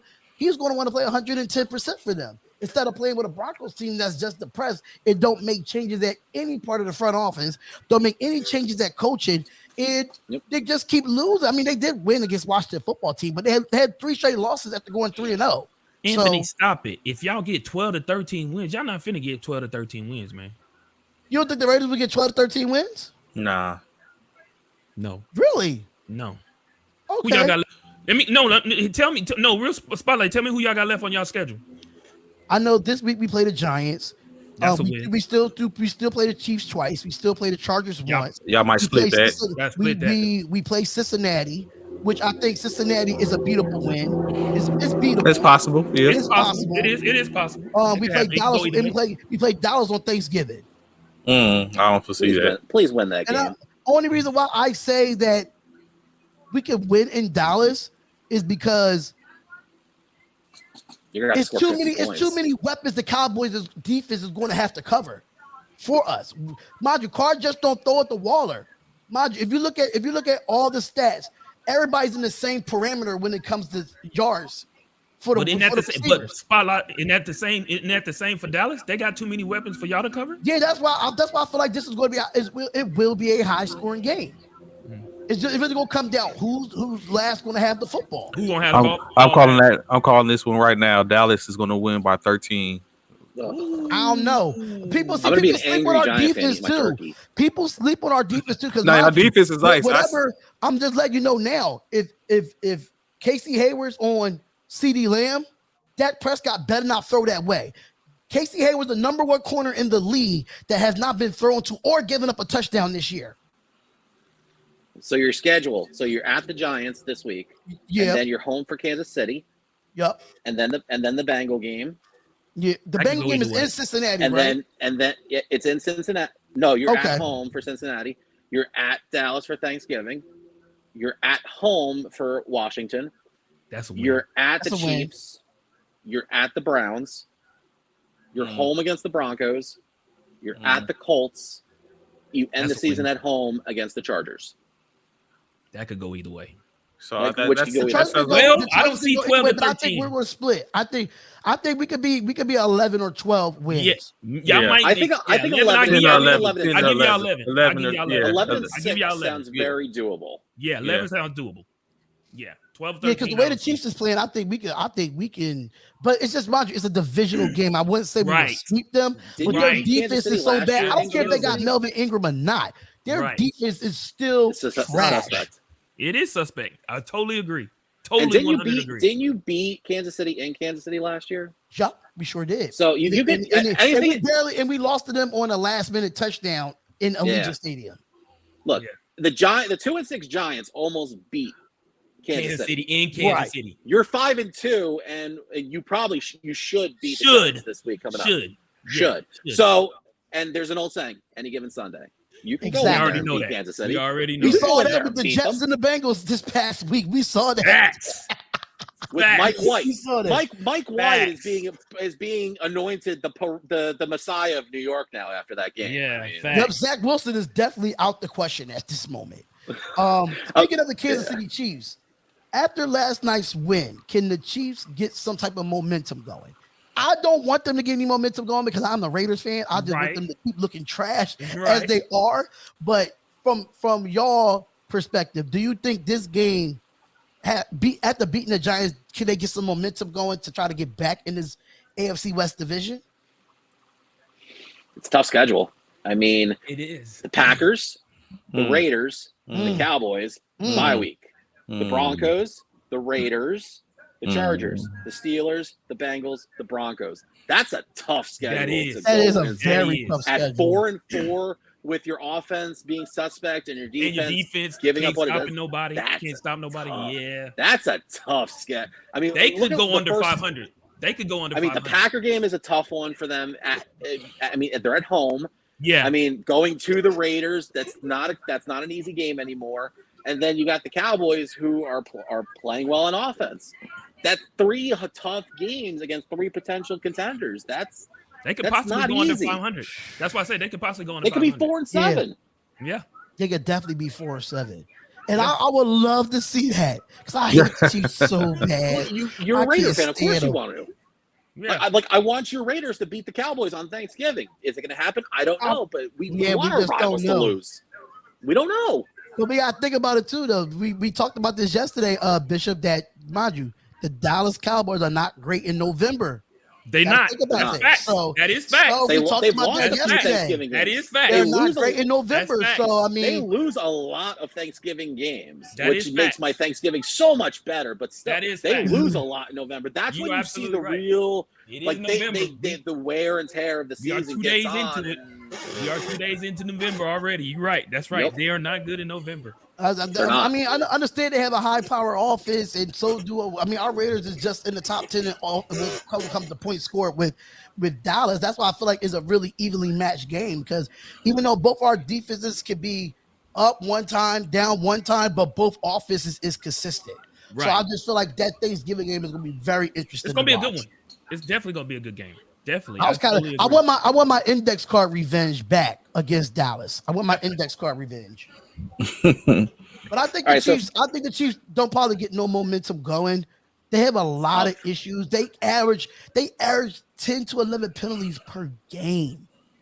That's a lot. They got penalized 12 times last night. 12 penalties last night. 12 penalties usually equals a loss. That equals a loss. Their discipline is horrible. Their discipline is horrible, and I just feel like now with their defense, they added Melvin Ingram, but I think that's not a factor. They secondary stinks. They really don't have good linebacking core. I just feel like now they spent all that money on the offensive line. They still don't block for Patrick Mahomes. They went and got Joe Tunney from the Patriots. They spent mad money on offensive linemen this year. They got rid of Fisher and Mitchell Schwartz, and now they got an offensive line that's almost $100 million combined.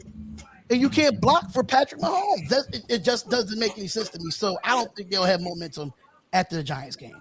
Yeah. So with that schedule, which Doug just put out, basically, it's kind of hard when you going back and forth. Now, if they win a couple of those games, then yes, of course, obviously they're going to be considered to have a lot of momentum. But I don't foresee what we just talked about. They could potentially be 4-7 before their bye. The momentum is dead at that point, and then it's no reason. It's going to start looking towards next season, in my opinion. Yeah, facts. All right, so I think this is the topic that Bishop is going to love here. Yeah, I think he's going to love here. College football contenders or pretenders? Top 10. Let's go. I'm gonna let you run with this one, Bishop. I'm gonna let you run with this one because I'm a college football fan just like you. But I'm gonna let you take the reins on this one. Let's go, Booby. Let's go, Booby. Okay. So let's look at it like this. All right. So when we look at the college, we know the wait, today's Tuesday, right? Yes. So today the college tomorrow playoffs, morning, tomorrow we'll be able to talk the ranks. We'll be able to see who the top 4 teams will be in college football tomorrow, and what teams should be making it into the playoffs if the playoffs was to start this weekend. Now, with that being said, we got a few teams. Of course, we got the Georgias, we got the Cincinnati. A lot of people are upset, or not upset, but a lot of people feel like Cincinnati shouldn't be ranked so high coming out of American Athletic Conference. But we got Georgia at 1. We got Cincinnati at 2. Of course, we got Alabama at 3, which is the furthest Alabama's been down probably in a long time. And then, of course, my big beloved Oklahoma Sooners at 4. And then Michigan State at 5 with the upset over Michigan. And number 6, Ohio State. 7, Oregon. 8, Notre Dame. Now, we're saying bust. What are we calling this? Contenders or pretenders? Contenders or pretenders? Top 10. Top 10. All right. So, with that being said, Georgia, definitely contenders. Yes. Georgia 8-0. That Agree. defense, that defense is hellified, man. No questions asked.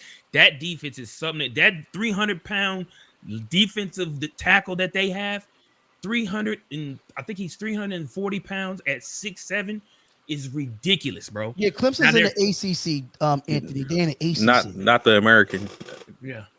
Yeah. And so Georgia is definitely definitely a contender. Now Cincinnati, I'm gonna call them pretenders.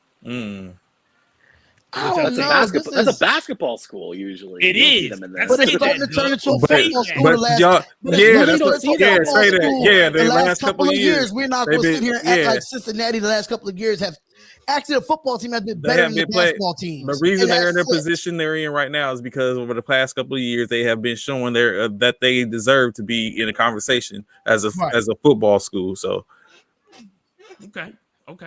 Alabama number 3. Always See, of course they're going to be contenders, but I feel like they should not be in the top 4 right now. Correct. Why? Tell us why. Why? Because Michigan State just upset a Michigan that's still undefeated, that does have no losses. That one loss to Texas A&M, that should take them out of they should at least be in the top 5, but be over Michigan State? No.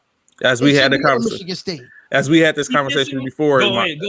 We had this conversation before, Shad, Alabama it goes back to 2 to 3 weeks ago when Alabama lost to Texas A&M. They only dropped to the top 5. Take in consideration when Iowa was number 2 or number 3 in the nation, and they lost to Purdue. They dropped down there out the top 10. It's a different disparity, of course, when it comes to Alabama, which is the reason why a lot of people always tend to say have a conversation about Alabama or why we have Alabama haters and things of that nature.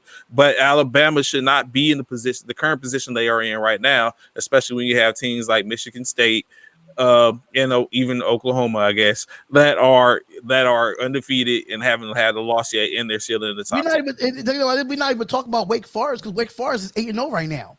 But True. This is the they upset it. They upset it. Who? They upset it. Wake Forest upset the team to give them their first loss, if I'm not mistaken. Right. But this is the thing about Alabama. This is where I disagree. Now, I don't disagree that they maybe they shouldn't be at number 3. However, I will say this. The biggest thing that all the critics and all the sports fanatics that look at it, and the fact of the matter that Alabama is in the hardest conference, which is the SEC. And so is Texas A&M. They beat a conference team, or they got beat by a conference team, which is the toughest conference in the country. But we have to look at their schedule too, though. Their schedule is weak. Their schedule is weak. They played Miami. That wasn't Miami's not really a good football team. The West is weak. Right. They're not the Miami of old. They played Mercer. They played Florida. They played USM. They played Mississippi. They played Texas A&M. They played Mississippi State in Tennessee, and then they played LSU. tomorrow New or this Mexico weekend. State, Arkansas, then Auburn. Like that's a weak schedule. It's a very But weak isn't schedule. Alabama the defending champions though? Isn't Alabama still the defending champions? I mean, They are. Yes. Yeah. They, So, I mean, currently they it's are. not I like- understand I mean- that, but I just think Yeah. that they always every year they get a weak ass schedule. They don't Yeah, never they get are defending they champions. never get any teams that's in the top 10. Never. And But then still, the they rest- end up with the the national rest- championship for a reason. I mean, Yeah, they because end so up- they end up like that because, of course, like the playoffs, which means it's a limited amount of people which are playing. They're getting the wins. They're winning now. We can't take that away from them. But we're talking about the And they're times in winning which they big. lose. And the times in which they lose they get treated like it wasn't anything that happened. And then there's always a Exactly. conversation that's made that, oh, they played this top tier team. Okay, they lost though. That's the conversation that we're talking about, because the only way they can sit up, in my opinion, that they can sit up and make it about wins and losses and just eliminating all the talk about if you lose, you lose. That's all it is. No different from if you play X amount of games, a percentage usually sit up and determines, okay, this is what happened. This is how we can sit up and place these people. That's the same thing with Alabama. Yes, we can't help it that the rest of the divisions across the NCAA, there's some weak teams and some weak conferences out there. We can't help that. It's just fortunate that SEC has who they have in it, but that doesn't take every conference has its own Alabama and Georgia for the most part. Now, it might be subjective if they come up against those Alabamas and actual Alabama, like UFC won that smoke that a couple of years ago. We all know what possibly would have happened, or maybe it would have been an upset. Then would have been what would have been the argument. So it's just my biggest thing is that Alabama consistently stays always sniffing around the top 3 and always in position to play in the College Bowl championship, no matter what they do throughout the year. But You see when what has happened the with last Oregon. time- when When was the Oregon last lost time? to I don't know if it was UCLA or something like that. When they Oregon beat lost, they UCLA. dropped down into double-digit rankings. They had to work their way back up. Yeah. That's the problem. They treat Alabama such as a baby because they want ratings and money because of Alabama. Even though they have one loss, they need to go to the back of the line like everybody else and move up these undefeated teams. That's well deserved until they lose. So do you the move question Wake is, Forest up? Are they contenders or pretenders? They're going to be considered contenders. They're because contenders. They're contenders. Yeah, they are. They just shouldn't be in the top. They shouldn't be already right now. Yeah, looking at it, because right now when you look at it, when the rankings come out today, Alabama's going to be number 3, number 4, or number 2. Yep. Okay, moving on. Number 4, y'all already know. Hey, them Sooners are contenders, baby. Y'all already know. I'm gonna be biased as hell. Let's remove the bias, guy. Yeah, I'm not. I'm even Bishop. if you remove the bias with Caleb Williams. Now, I will say this. Let me clarify one thing. Now, if Spencer Rattler was in there, it would probably be a whole different story. I'd probably have to say something. I would almost probably have to go with pretenders. But being that Caleb Williams is in there, that freshman, I have to call them contenders. I have to. This man threw 6 touchdowns last week. 6. Who y'all played? It don't matter. Who y'all played? It don't matter. Did y'all play Kansas? No. Was it Kansas? I Texas think it Tech. was Kansas No, or Texas Tech. Tech. One of them. Tech. We beat Texas But- Tech. But it's still but it Bishop. don't- 6 touchdowns. 6. Bishop. Here we go. I've been rooting for Oklahoma to win a national championship for the last couple of years, bro. Me too. They get in the playoff hurts me. and they disappoint me. They do. Me. And this bro, is I love Caleb Williams. I think he's a great quarterback. Don't get me wrong. Mm-hmm. The offense is always under Lincoln Riley was always good, Mm-hmm. but this defense does It's not suspect. help y'all at all, and that's what makes Oklahoma a pretender because of the defensive side of the ball. I like just it. feel like I don't have nothing against the offense. Y'all can put up points, but y'all cannot stop nobody on the other side of the ball. That's what Facts. makes me so nervous about y'all going into the football college play, because I picked y'all to beat this team, to beat that team, and y'all lay an egg when it matters. You're right. That's what I makes. totally agree That's with why you. I think Oklahoma is a pretender as of right now. I just got to see more. Okay. I I mean, agree. you are 9-0. I mean I mean, as a pretender, 9-0. That says something. A good pretender, but still, you're 9-0. You are what you are, and you are what your record is. So I'd rather be a pretender at 9-0 than be like, oh yeah, I'm a contender at 5-3. Yeah. Get back to the line. 9-0 teams are fucking.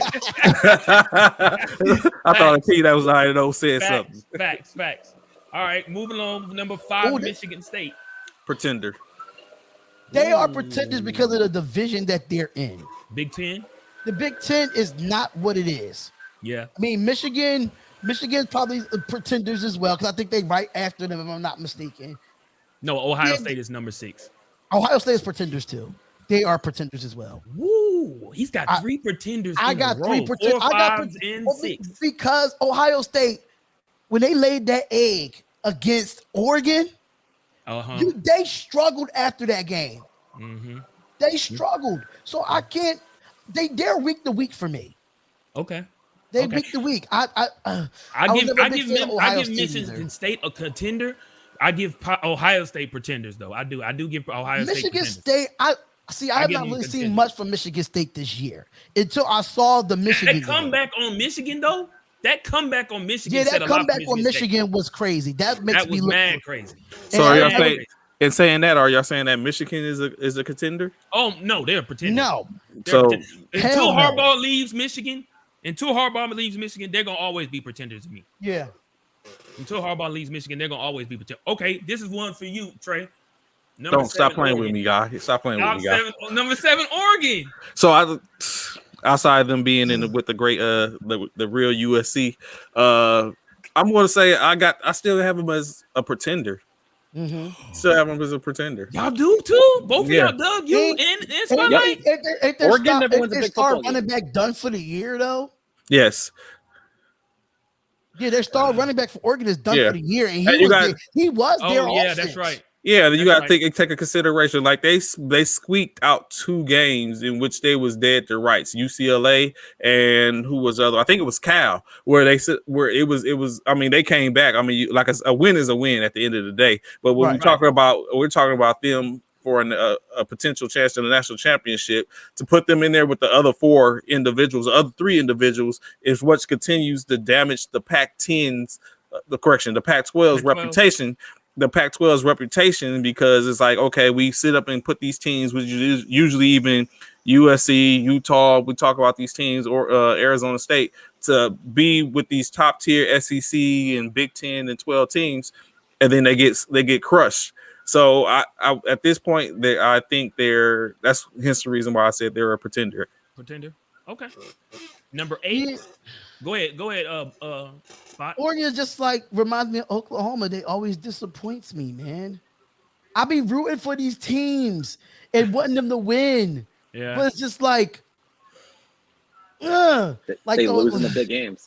They lose in big games. They just make me cringe. Like, why would you do that to lose the game? Like, I think Oregon. I think Oregon's a pretender, especially now that you said I forgot about the star running back. He's out, so that's definitely that. Number 8 is Notre Dame. Doug, what you got for Notre Dame? 7. I feel like Notre Dame is like the team, like the Dallas Cowboys. Like everybody like pumps out they got their leprechaun shirts out, and it's like Duke of basketball. Like everybody loves them. They're one of the biggest fan bases. And, they have a good year. I mean, I've seen years where Notre Dame looked like they could be a championship team, and then they get to the big games and they wilt away. Until Notre Dame can actually show you that they can win a big football game and a championship game, I always see Notre Dame as a pretender until they show you that they can do it. Like every year I have to listen to why Brian Kelly was going to be this great NFL head coach. I'm like, no, he's not. No, he's not. Brian Kelly loses every big football game that Notre Dame is in. So until Notre Dame can show me that they deserve to be a serious championship contender and beat the big boys and beat the good teams, no, Notre Dame to me is always going to be a pretender no matter how high they're ranked. Okay. Trey? Pretender. It's for some of the same reasons which you discussed Oregon. Their legacy is what has got them in the position in which we are currently in now, in my opinion. So it is a lot of teams in the across the NCAA which that does, but at this point, squeaking past games, the first couple of games in the season, Now you're playing more of a cupcake type schedule. It's not going to be, and plus they're too far down the totem pole in at this point to be able to be effective in any way. They're going to probably get a big bowl game, a New Year's bowl game. But as far as anything else, yeah, they're pretenders. They won't play after New Year. Yeah, you're right. What you got? Spotlight. You're muted. You're muted. Oh, okay, my bad. I had to do something real quick on my phone. We talking about Notre Dame here, right? Right. Yep. Pretenders. Yep. They're pretenders. It's just they lost their best safety to the end of the year. I think that was their safety that tore the ACL. I don't know if it's their corner or their safety, but it was one of their their safety. He was the reason they won a lot of games as well. Yeah. And I just can't, even though the quarterback that used to be at, I think it was at Nebraska or Wisconsin or one of them, he's playing okay. It's just that I just can't see Notre Dame getting into the top 4. I can't see them being in the playoff. Will they be in a high bowl game? Yes. Yeah. I think they will be. But do I say they pretenders? Yes. You just don't know what you're getting with Notre Dame every week. They're 7-1. Don't get me wrong. These Rutgers are good. But if you see the productivity on the field, it's just like, are they really supposed to be 7-1? Are they really supposed to be 8-0? Like, right. There's 4 teams. There's 4 teams that are 7-1. There's 4 other teams that are 7-1. Yeah. And they're number 8. I mean, they have Ohio State, Oregon ahead of them. So I mean, it's there for a reason. Fact. Yeah, that's true. That's true. But I think I think they just don't. I think with college football, they go off more than just the record. Yeah. They go off points. They go off this. They go off that. So it's a lot of consideration on why these teams are ranked the way they are. Right. Their performance. I think Notre Dame is definitely a pretender. On a lot of the same reasons which Doug said. They got some of the biggest fan base, but when it comes down for the big game, they just not doing it. They're not doing it enough to be considered a contender. Number 9, we know is Michigan. I've already told you I feel like they are definitely pretenders, without a question. Like I said, until Harbaugh leaves, they're going to always be a pretender for me. I feel like Harbaugh's time has run its course. It's time for him to leave out of Michigan. He should jump back to the NFL. Yeah. If anybody should jump back to the NFL, it's Jim Harbaugh. I mean, he was a good coach in San Francisco. Right. I mean, he would have a job tomorrow if he left for the NFL. I mean, the fact that he hasn't beaten Ohio State, right? They haven't beaten Ohio State. That alone, I mean, that even if you're like 1-8, if you can't beat Ohio State, that's like everything to Michigan. That's fans. everything for Michigan. Yeah. I mean, granted, he was an alma mater quarterback, and he was a lot in the NFL, but you haven't beaten the team that you want to beat every year. Right. And I mean, every year Jim Harbaugh is mentioned for all these NFL jobs. I mean, you haven't gotten the job done. You haven't won a championship. You had a lot of people feel like he should have never been fired from San Francisco. He should have been. Well, I don't think he was fired. I think it was more of a mutual thing. It was mutual because was mutual. Oh, okay. Because Jim Harbaugh ran that team into. They kind of wanted him to go. Before Colin or after Colin? Colin was his quarterback. Colin was his quarterback. He was Colin Kaepernick's downfall. A lot of it was Jim Harbaugh leaving. I mean, he performed well with Jim Harbaugh, and him leaving just screwed a lot of it up for Kaepernick. So. I think if Jim Harbaugh decides to leave Michigan, he'll have a head coaching job the next week. So okay, I like it. What do you think? Spotlight, Michigan pretenders or contenders? It's the Big Ten pretenders. I don't believe in Michigan as long as Harbaugh there, and this is the best year that he has since he's been the coach there. I don't believe in him. I don't believe in him. Yeah, they're number 9 for a reason too. Trey. True. So I still think in which the rest I think is going to be tenders, even the last Wake Forest. But for Michigan particularly, I think it's more about, like we all have stated, Harbaugh has been there a while. Consistently, there's his expectations, and he hasn't met the expectations. I thought for a second that this year was going to be that time until the Michigan State loss, and so the Michigan State loss has set them back a course. I think the Michigan I think if they beat Michigan State, then that would have set them up for a nice game against Ohio State, where he probably would have finally prevailed. Even though I think this might be the year that he finally beats Ohio State. If not, it might be the year in which they decide we need to go another route. Okay. And to round out the top 10, I really want to hear this, because this is something in which Doug said something in regards to Cincinnati. Rounding out the top 10 is the 8-0 Wake Forest. Another basketball higher. school.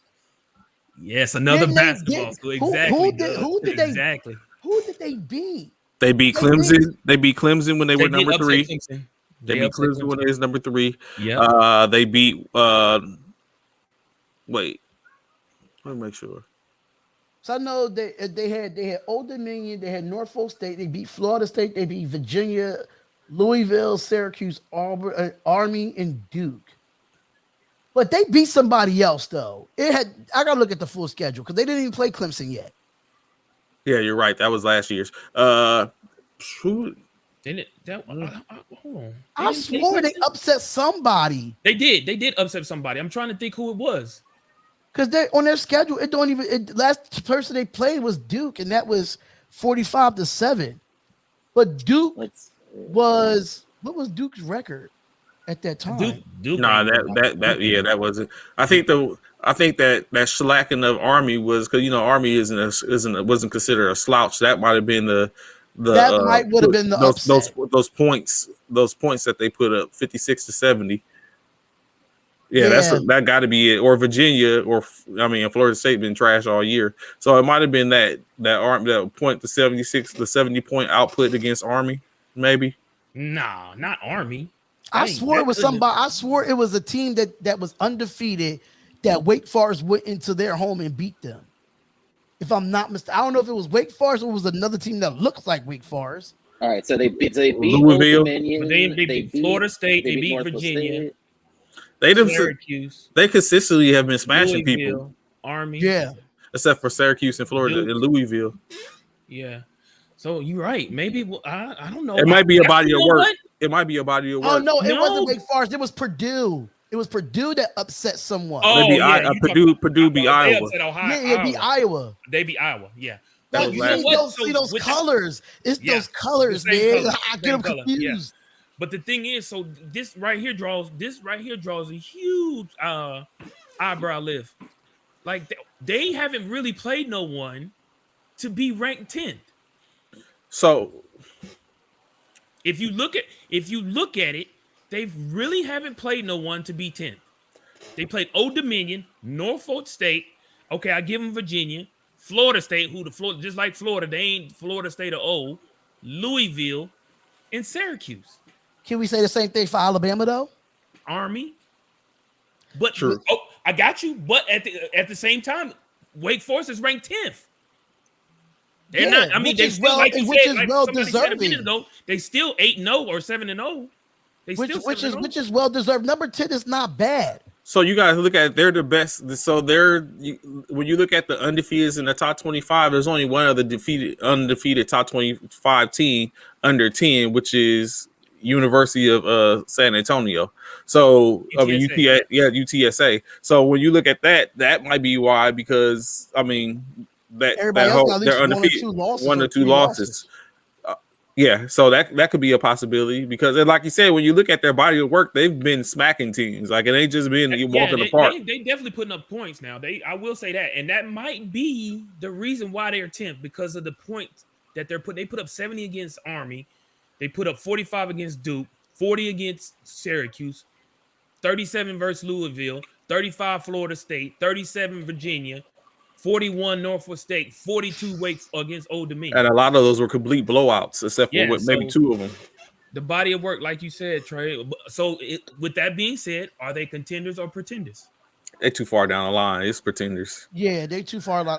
I'll say they're contenders when it comes to a big bowl game. But if we're talking like college football playoff, they're definitely pretenders.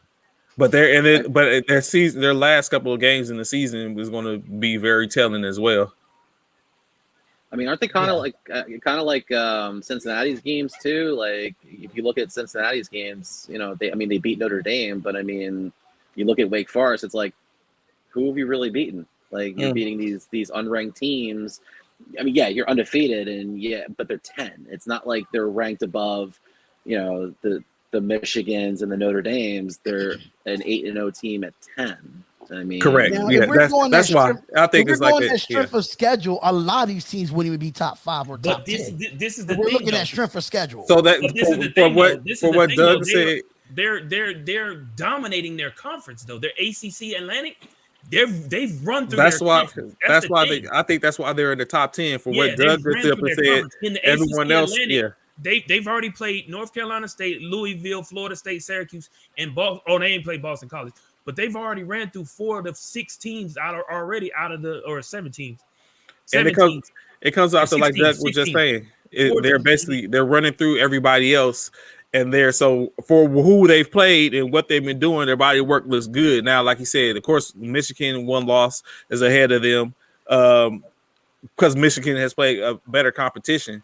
But Right. I think they're good to where they're sitting at right now. It's just like when we talk about the top 4 or even the top 6, they're just not there yet. The next couple of weeks, the next 3 or 4 weeks is going to determine who Wake Forest is as opposed to the teams that are above them. All right, so hopefully we'll find out who's really going to be in this playoff predictor. Because me personally, I just want to throw it out there. I think it should be more than 4 teams. I think they should expand it to at least 6. 6, in my opinion. They've talked about it. 6 or 8. I think it should. 8's a good number. Yeah, 8's a good number. I think they should expand it to 8. I know it might, stretch out the season, but hey, 4 I think teams. they've talked about it. I think 4 teams is just a little bit too small for a lot of people. That's for the outside looking in. Mm-hmm. And I think they should expand it to at least 6 or 8 teams. But switch it over from football to basketball here. We did have some NBA games last night.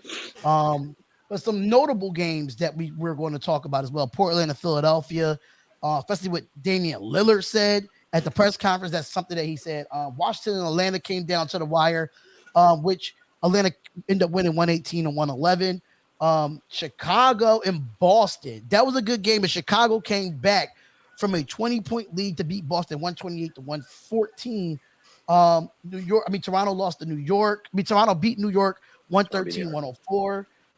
Memphis beat Denver 106-97, and Oklahoma City in the Los Angeles Clippers 99-94 Clippers. Now we're going to talk about what Damian Lillard had to say at the press conference, because it's been a lot of trade talks with Damian Lillard going to Philadelphia. Me personally, as a 76ers fan, I still don't think that is realistic, but the fans was there saying they wanted chanting. They were actually chanting Damian Lillard.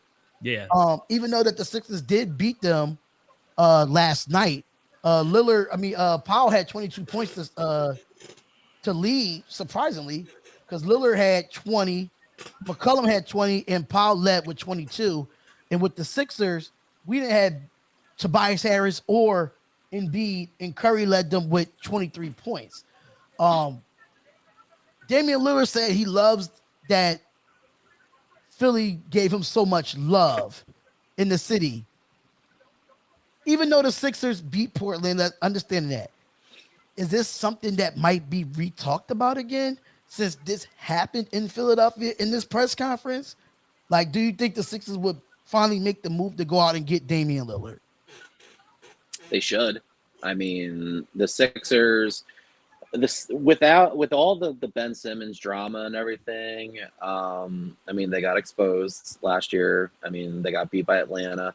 The Sixers are a good team, but to put them over the hump, I'd be hounding Portland every day to trade Damian Lillard.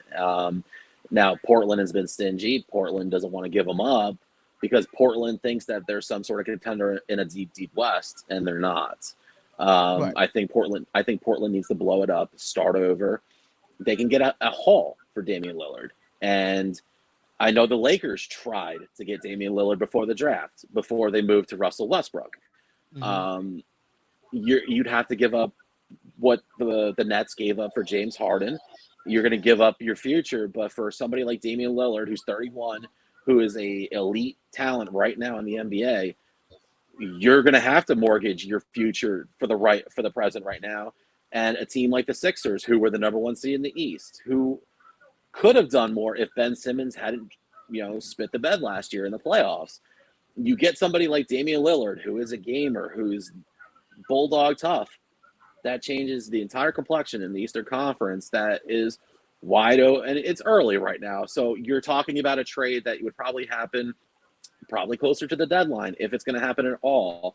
But I think if Damian Lillard grows more and more tired of having to answer questions and wonder why he can't get the support in Portland and why he can't have a contender built in Portland, I might secretly be like, look, maybe it's time for me to go. As he gets older, I mean, you can't beat the clock, and, Damian Lillard wants to win and deserves to win once. If there's a team that is screaming for him, it would be Philadelphia. They should call it all the time and ask, hey, what do you want for him? What do you want for him? What do you want for him? Because they make a lot of sense for him. Get rid of Ben Simmons. I mean, I feel like, for the crowd to be chanting the opposite team's player, they want him. They want him bad. Yeah. Obviously, they want him bad, and I feel like that would be. I feel like that would be a good look for the 76ers. For Damian to go there. Dame over there with the Sixers, I think that'll be a that'll make them real. I think that might get them over the hump. I really believe that. Right. Doug, you're just saying that too. Yeah. They would be because right now the Bucks are slow right now, but they'll get back to it. They'll figure it out. The Knicks are a surprise team that they are. They're playing good ball. I mean, the Bulls are playing really well. They have good talent, but you put Damian Lillard on that 76er team, they're right there. They're probably right now. You probably see the Sixers are 4, 5, or 6. That would get them right back into 1, 2, or 3 easily. Right, easy. Yep, absolutely. I agree with that. 100%. I think it just comes down to the simple fact that there's no value. I think besides his scoring and everything, there's other things, intangibles that Damian Lillard brings to their team, and they're right now foresee anyone out there that's going to be able to replace that the 76ers can provide, that's going to be able to replace that. Like we was just saying, Norman Powell 22, McCollum 20, Lillard 20. Is in 17 from Simons. So someone like Simmons is not going to bring that to that team, and so it's more than just player for player or players for players, unless it's just a complete overhaul. It's other intangibles in which those things haven't elevated the Trailblazers for the most part, but you want to at least stay where you are and work from there as opposed to blowing it up and rebuilding it up again. I mean, I just feel like at this moment, even though they brought Chauncey Billups as the head coach for the Trailblazers, I just feel as though that unit has been around so long and have not done nothing together for many, many years. We've seen it over the course of years where we have, oh God, here we go. You've already knew. Now it's Freddie in spotlight. It's Freddie with sunlight.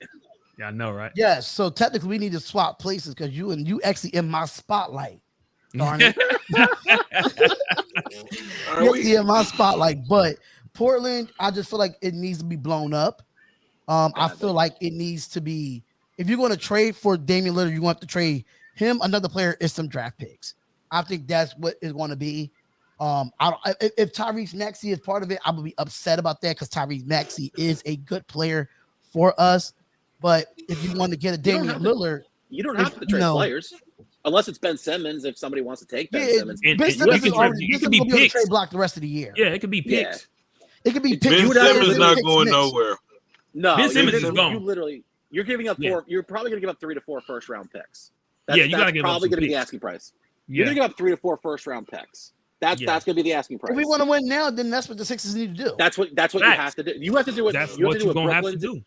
What Brooklyn did for James Harden, that's what you'll have to do for Damian Lillard. That's a fact. Ben Simmons and Dame do not.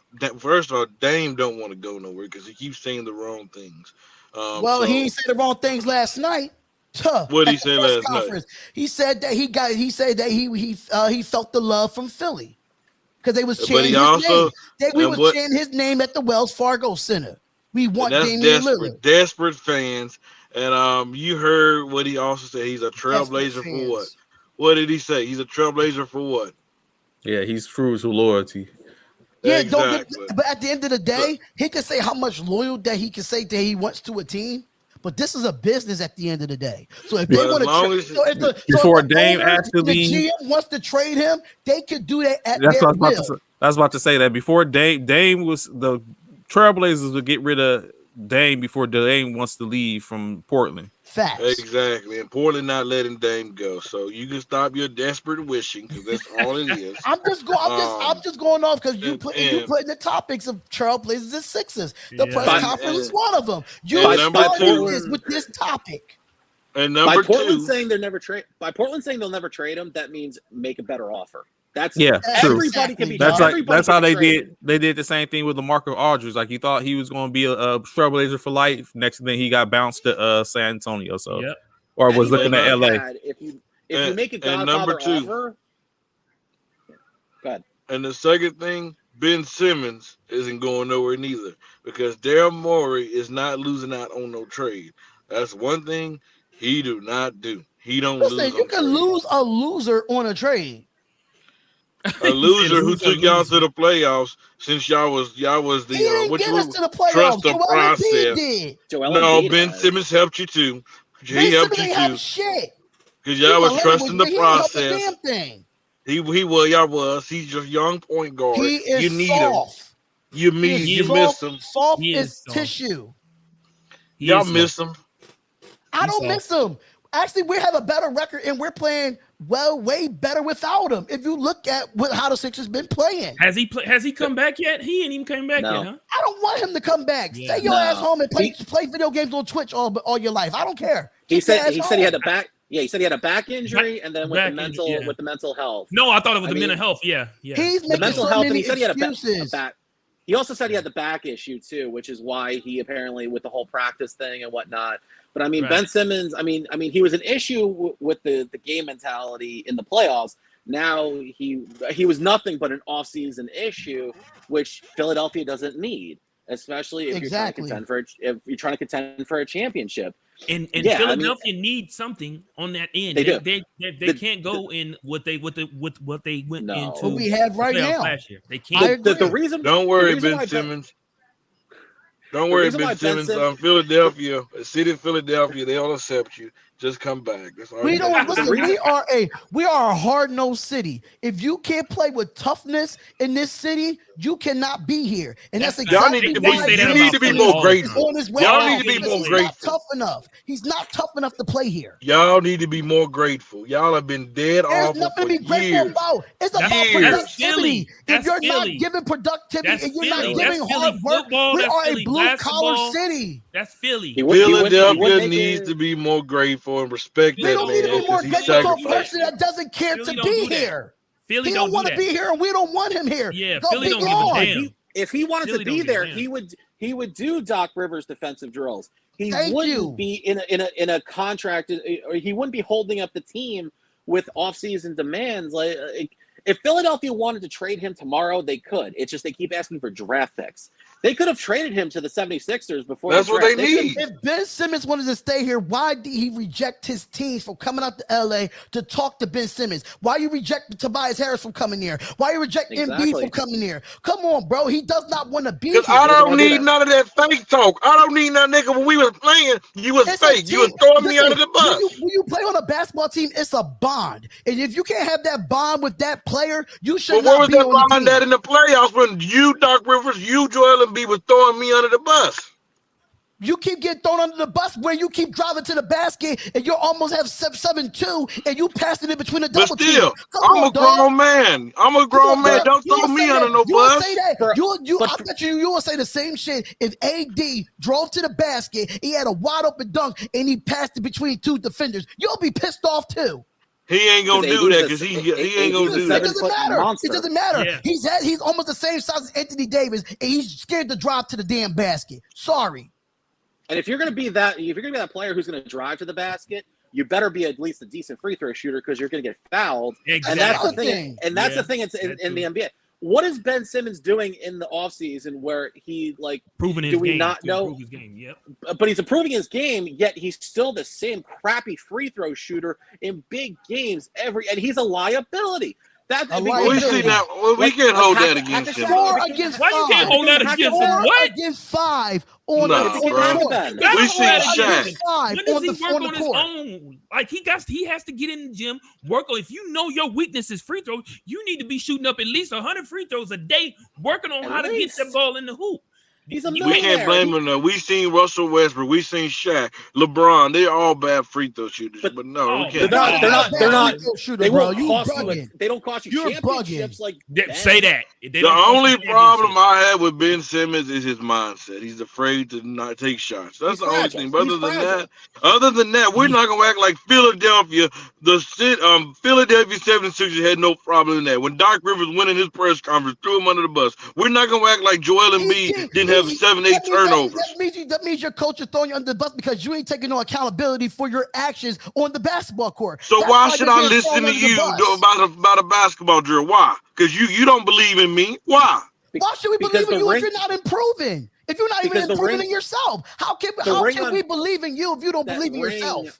Well, you know what? If I'm Ben Simmons, if I'm Ben Simmons, hey, you a coach. You know what, coach? You know what? You the blew multiple 3-1 leads in NBA. I don't care. I ain't listening to you neither. You don't have credibility as well. We're not going to do that. We're not going to do that, bro. Say it again, Doug. What did you just say, Doug? Say it again. Why should he Doc listen to the coach?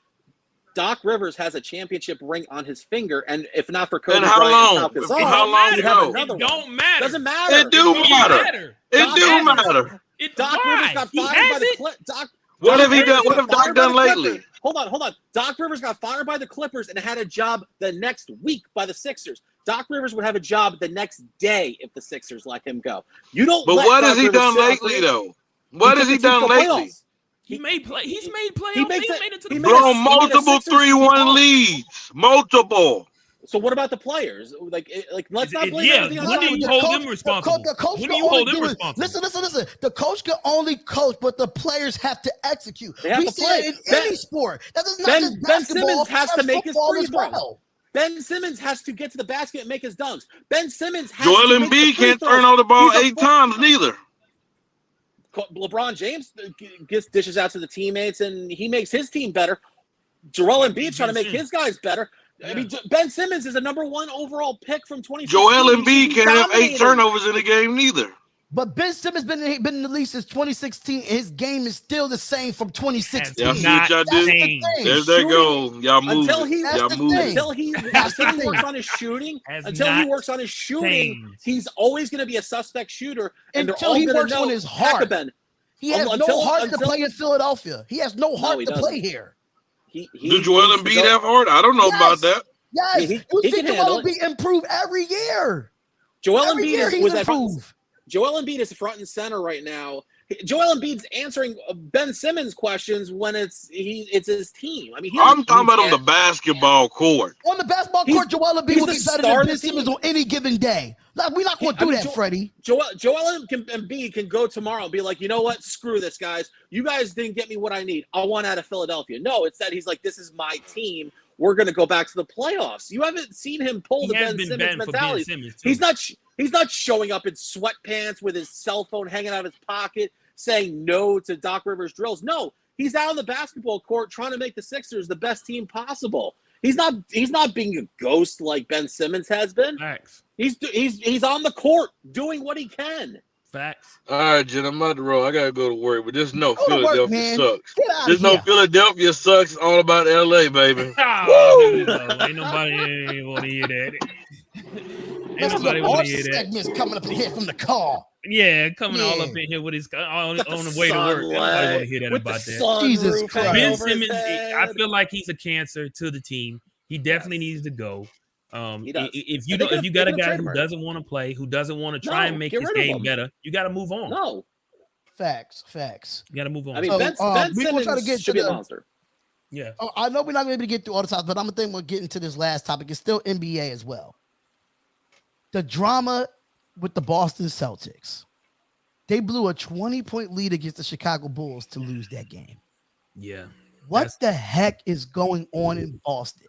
Because me personally, I feel like the Boston Celtics are just relying on Jason Tatum and Jaylen Brown to do everything and put nothing else around the Boston Celtics. So I don't even I don't even think it's that they're just relying on them. I think what it is between the two of them, recognizing who they are and what they are to the team, they have taken it upon themselves to be the ones to like, okay, we're going to wield the team, and then it doesn't work. It falls apart. Last night, Smart was at the press conference, and he basically said it, called out his teammates, and basically clearly stated, hey, y'all need to pass the ball. If they locking down on you, they know that you're our options. That means allow someone else to shine. You know what I'm saying? Right. So I think that's more so what it is. We have built up over the years, that's up and been like, okay, Jason Tatum, Jaylen Brown, no matter who else has been there, now that spotlight is on there because they're the ones, they're trying to live by that, and now it's not working out for them. I have It's been to a whole agree. different team. It's been a whole different team. I just feel ever like since... them when they for me, I think when they traded Daniel Tice, which I think they should never trade it. He was that grit. He was that guy. That glue, him and I think it's Williams is his last name, if I'm not mistaken. The other big man, they had that rotation going. Now they really don't have a big man like they had in the previous years, and they struggle. And now you take Jason Tatum and Jaylen Brown hawking the ball. Marcus Smart, he can score when it's need be. We all know that he's a defender. He likes to get under people's skin. But when you need him to score, he can score. But if you can't score, if you don't have the ball. So I just feel like with Boston, they need to bring that continuity and that chemistry back because that's what Boston has been known for, was that team basketball. And now it went back to being ISO ball. I feel like they screwed up a couple years ago when they dealt him away because I felt like he was the heart and soul of the team. But I mean, ever since Isaiah Thomas left that team, I feel like they haven't been the same. I mean, Isaiah Thomas is sitting out there as a free agent. I mean, make amends with them at least. I just think Isaiah don't want to come back because how Boston did. I think he doesn't want to come back there. Yeah, but I mean, it's hard to come back after that. It's hard to come back to a team after that. That's really what Boston's missing is like. I mean, you got Tatum and Brown who are your stars, but like, I mean, Marcus Smart is a decent player, but I mean, you're missing that bulldog leader, and Tatum. I mean, ever since they blew the Eastern Conference Finals to the Heat, it's like they've taken like 3 steps back. And I mean, Brad Stevens moves up, Danny Ainge moves out. I mean, I don't know. Boston seems like they're this team that's in total chaos right now. And I mean, they could still be a playoff team, but I mean, I don't take the Celtics as serious as they did a couple years ago when they were given the Miami Heat fits and getting to the Eastern Finals. And I don't know, they had their chance. They had a chance when they were in the bubble. I mean, it's just ever since Tatum had that shot blocked by Bam Adebayo, it's like they've been on a spiral all the way down. And I don't know, they don't have that same like Boston Celtic mentality of we're the big dog of the East. Like they would probably be another one and done team if this is the team that we're going to see going forward. Yeah, this definitely is not the Boston team of old the past few years. They definitely it's something missing in this team. I don't know what it is. They need something. Yeah, they need heart. They need somebody. It might have been a mental thing because it just was a clear debacle. When you look at the stats, they had 6 players in double figures. Jason Tatum and Al Horford both had 20 points, 28 by Jaylen Brown, 16 Marcus Smart, and 13 Dennis Schroeder with a couple of other players. So it just seems like it was a debacle because those are pretty good numbers compared to the Bulls where they had only like a 10-man, 8-man, 9-man rotation with DeMar DeRozan went ham, 37 points in 34 minutes. Zach LaVine, 26, 12 from Lonzo Ball, Ayo Domantasu from 14 and 11 from Vucevic. So, and like you said, it was a 19-point deficit. I think it was more of a mental collapse than anything, in which, of course, when you start for a star, you think like, give me the ball, let me work so I can do what I'm paid to do, and it starts falling apart. So, you know why the Bulls are the Bulls right now? They have that guy, and he's not a star, but they have that guy in that bench, that locker room, who's like kind of like that gritty Alex Caruso. Yes. That is what the Boston Celtics need. They need an Alex Caruso who doesn't care about, getting the stats, who doesn't care about being the star, but will do the dirty work. Like, so for me growing up, Anthony Mason from the New York Knicks, those are the guys that will help you win. And there's a reason why the Lakers won a championship a couple years ago with Alex Caruso. Alex Caruso can shoot, can rebound, can defend. That's why the Chicago Bulls right now are one of the top teams in the East, because for the DeRozans, the Vucevic's, the Levines, and the Balls, they have an Alex Caruso who's willing to do all the dirty work and doesn't care about getting the glory, but he'll care about getting the rings and the championships. That's what separates teams that will get to the finals as opposed to the one and dones, which the Celtics are looking like they will be. Those are the kind of players that you need, and right now that's why the Bulls right now are an early favorite. Absolutely.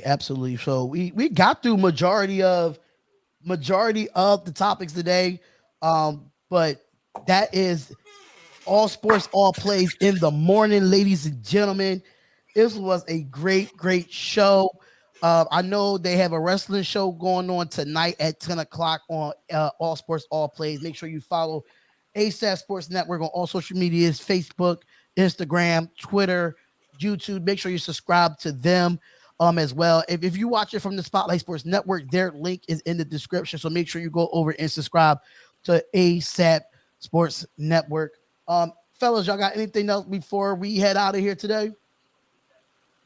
Check us out. This was a phenomenal show. I can't wait to be back more with you guys. This was a lot of fun. I can't wait to talk more with you guys.